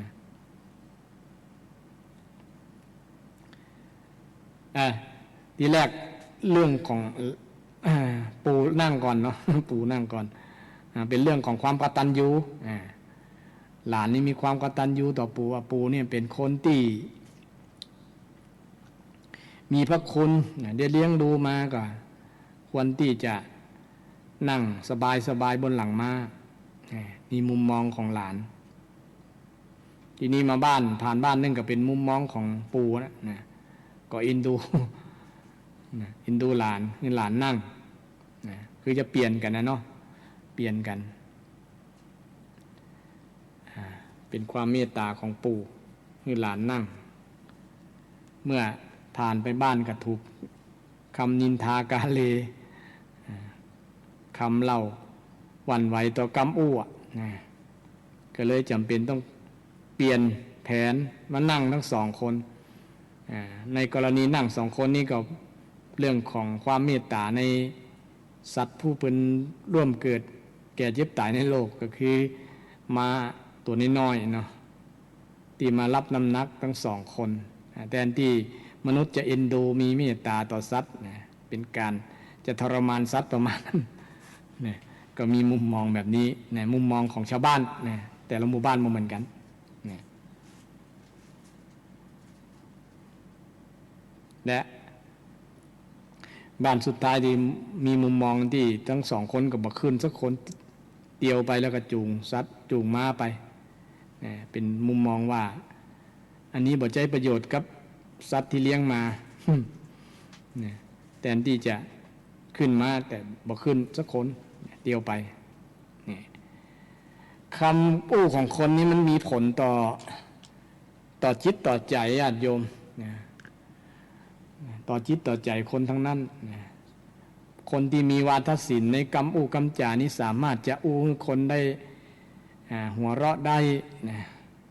สามารถที่จะอู้คนห้องไห้ได้หลั่งน้ำตาได้เช่นนักแสดงอีเกละครทั้งหลายนี่บางครั้งดูไปแล้วอินกับบทยิ่งบทโศกเศร้านะมันมาจากกิริยาท่าทางกรรมอูกรรมจ่าด้วยกรรมอูกรรมจ่ามีผลต่อยึดต่อใจคนทำให้มันไหวยึดมันไหวไปตัวกรรมอูกรรมอูกรรมจ่ายิ่งกรรมอูนินทาว่าร้ายดูถูกดูหมิ่นนี่โอ้ญาติโยมมันทำให้เกิดการพยาบาทปองร้ายกันทีเดียวละเกิดการกระทบกระทั่งวิวาทะ ทำให้เป็นเรื่องเป็นราวทำให้เกิดความแตกแยกกันมาจากกรรมอูกรรมจ่าฉะนั้นก็ต้องต่างฝ่ายก็ต้องมีขันติธรรมอย่างที่ก่อนเริ่มต้นรายการอู้เรื่องขันติธรรมในญาติโยมเนาะขันติว่าความอดทนอดกลั้นอดทนต่อคำอู้กำจาอดทนต่อความลำบากตรากตรำอดทนต่อทุกขเวทนามันก็จะสามารถที่เป็นคนที่มีจิตใจเข้มแข็งด้วยเพราะว่าอดทนมาจากจิตใจที่เข้มแข็งจิตใจที่เข้มแข็งบางคนนี่เป็นนั่นน้อยเป็นนี่น้อยก็โอ้ยค้างโอ้ยแหละ บ่อดทนนะทำให้เสียบุคลิกไปเลยก็มี นะอันอย่างก็เล็กน้อยก็อ้อยเนี่ยบ่มีความอดทนว่าไม่อดทนต่อทุกขเวทนานะความเจ็บปวดเนี่ยอย่างช่วงฤดูสภาวะปัจจุบันเนี่ยเนาะฤดูร้อนบางคนนี่ทนได้หรอนะทนต่อความร้อนได้ยักการอย่างงานบ่ท้อบ่ถอยเลยนะตากแดดหน้าดำก็ยังทนได้บ่จมบางคนโอ้จะเป็นจะตายจะเป็นลมเนี่ยส่วนหนึ่งมาจากความท้อก่อนท้อใจทำให้ร่างกายมันบ่พร้อมถ้าใจมันบ่ท้อนี่มันก็สู้ได้นะทำได้เนี่ยไม่อดทนหรอกฝึกนะมาจากการฝึกกันฝึกบ่อยๆมันก็ทนได้นะอย่างทหารมันเพิ่นฝึกเนี่ยพอทหารอดทนนะฝึกในช่วงเข้ารับครั้งแรกฝึกเนี่ยโอ้ต้องฝึกทรมานร่างกายทนเมื่อฝึกจนเคยแล้วมันก็ทนได้บางคนนี่เปลี่ยนนิสัยเลยนะญาติโยมเคยโคตรเคยอย่างไปฝึกนิดทหารมาเนี่ยเป็นคนใจเย็นได้เพราะว่ามีความอดทนไปผ่านการฝึกมาฝึกความลำบากฝึกบางครั้งฝึกอดทนต่ออารมณ์เช่นเป็นห้องอย่างคนที่ฝึกหัวหน้าฝึกเนี่ยบ่ได้นะไปมีบาทะโต้ตอบต่อคนฝึกเนี่ยเพื่อนจะทำโทษทันทีเนี่ยฉะนั้นก็อดทนเอาเนี่ยอดไปอดมาก็เกยเอาไปเอามาในมาขอบคุณเนี่ยหัวหน้าฝึกคนฝึกเนี่ยว่าโอ้ทำให้มีความอดทนขันติธรรมนี่ขันติธรรมก็ทำให้จิตใจมันเข้มแข็งบ่หวั่นไหวเวลามีอย่างมากระทบกระทั่งน้อยนะมีอันอย่างต่างๆที่เกิดขึ้นกับชีวิตมันก็ทนได้นะแม้ กรรมอูกรรมจ่านี่ที่ห้องว่ามันมีผลกระทบต่อจิตใจอย่างที่ว่าเนี่ยนะมันเป็นหอกเหมือนหอกมาทิ่มแทงทิ่มต่ำจิตทำใจนะไม่แหนมเหน็บมันไม่เหมือนไม่เจ็บไม่แหนมเหน็บให้เจ็บใจอย่างก็พูดว่ากรรมนินทากาเลมันเทแกบเนี่ยไม่เจ็บแสบเหมือนเอามีดมากรีดหิน องค์พระปฏิมายังราคินครับเรามนุษย์เดินดินหรือจะสิ้นคนนินทาอย่างไม่แสบเหมือนกับเอามีดมากรีดหินอย่างได้ว่านินทากาเลเหมือนเทน้ำไม่ชอกช้ำเหมือนมีดมากรีดหิน องค์พระปฏิมายังราคินเรามนุษย์เดินดินหรือจะสิ้นคนนินทาพระเจ้าเกาตื่นงามสีอย่างเดียวครับจะได้อู้บ่ได้ ยังมีคนว่าอยู่นะจะถึงพระเจ้าอู้เนาะมันคนจะติเนาะครับมันถึงมีคนดีชอบแก้ไขคนจังไรชอบแก้ตัวคนชั่วชอบทิ้งคนจริงชอบทำคนยามชอบติมันเป็นธรรมดาของคนครับที่นี่มีข้อสำคัญเนี่ยเยอะๆจะได้คือมันบ่ไหวต่อคนตินะครับอาจารย์อ๋อต้องอุเบกขาคืออุเบกขาไว้ตะกี้ผมว่าเอาขันติทำแน่นอนอุเบกขาขันติทำนะครับเปิ้นชอบเปิ้นก็ชมไม่ก็เปิ้นชังเปิ้นก็แช่งหมดเวลาอะไรครับอ๋อหมดแล้วเนาะครับวันนี้มันกะละกุมอนบ่เดี๋ยววันหน้านี่มนต์มาเจ้าคนนี้หน่อยเด้อครับได้ครับครับวันหน้าพุธหน้าคือวันนี้วันที่8เนาะครับวันที่8ปุถนาวันนี้ที่1นะครับเนาะตะกี้ผมนึกว่าวันที่30อ่ะที่1แหละครับครับผมอย่างใดขอพระคุณท่านพระครูศิริอมราภิรัตน์นะครับวันนี้หมดเวลาหมดครับกูเตือนนี่ตึก5 โมงเปิดสายมันเกยตัวเนาะครับมันเกยตัวก็มาเป็นยังครับคะแนนเพิ่นปัญญายามเด้อโอ้ยังอู้บ่เสร็จเลยครับอู้บ่เสร็จเด้อเนาะค้างอย่างครับค้างตุกกับซุกนะซุกกับตุกนะอ๋อไปได้ต่อล่วงหน้าได้ครับเนาะครับก็ใกล้วิสาขะมาแล้วนะครับวันงวดหน้าก็ใกล้เข้ามาอู้เรื่องวิสาขะเด้อเนาะก็สุกตุกหน่อยครับเนาะครับวันนี้หมดเวลาครับเวลาหมดละอ่อนจะเข้ารายการต่อครับผมวันนี้ในนามของรายการธรรมะเพื่อสืบสานและเพิ่มแรงบันดาลใจวัดชัยสถานก็ต้องขอบพระคุณทางสถานีวิทยุคลื่นพระพุทธศาสนาแห่งชาติและสังคมวัดฝายหิน 104.5 ซึ่งมีท่านอาจารย์พระครูสมุทรวิศวะวรกิจโจเป็นนายสถานีและเจ้าหน้าที่นะครับนอกจากนั้นขออนุโมทนากับญาติโยมทั้งหลายที่สดับรับฟังรายการธรรมะเพื่อสืบสานและเพิ่มแรงบันดาลใจวัดชัยสถานในวันนี้ต้องขอบคุณกับท่านพระครูศิริอมราภิรัตน์ เจ้าอาวาสวัดอมรารามสันอุ้ม วันนี้โยมโชเฟอร์เพิ่นมาภรรยาของเพิ่นชื่ออย่างทางฟังนะ อ๋อ พี่หยังก็โยมพี่หยัง พี่เรียน พี่เหรียญเนาะ ทางฟังยิ้มครับผมเปิดวิทยุเพิ่นฟัง อ๋อ ครับวันนี้ขอนำรายการไปก่อนเนาะ ครับ ครับนำรายการวันที่วันหน้าวันพุธหน้านะครับเนาะในนิมนต์ท่านพระครูมาต่อนะครับเนี่ย ครับ วันนี้ขอความสุขความเจริญจงมีแก่ญาติโยมทั้งหลาย ความสุขกายสบายใจจงบังเกิดขึ้น อายุวันโนสุขังพลัง เจริญพรสาธุ สาธุครับ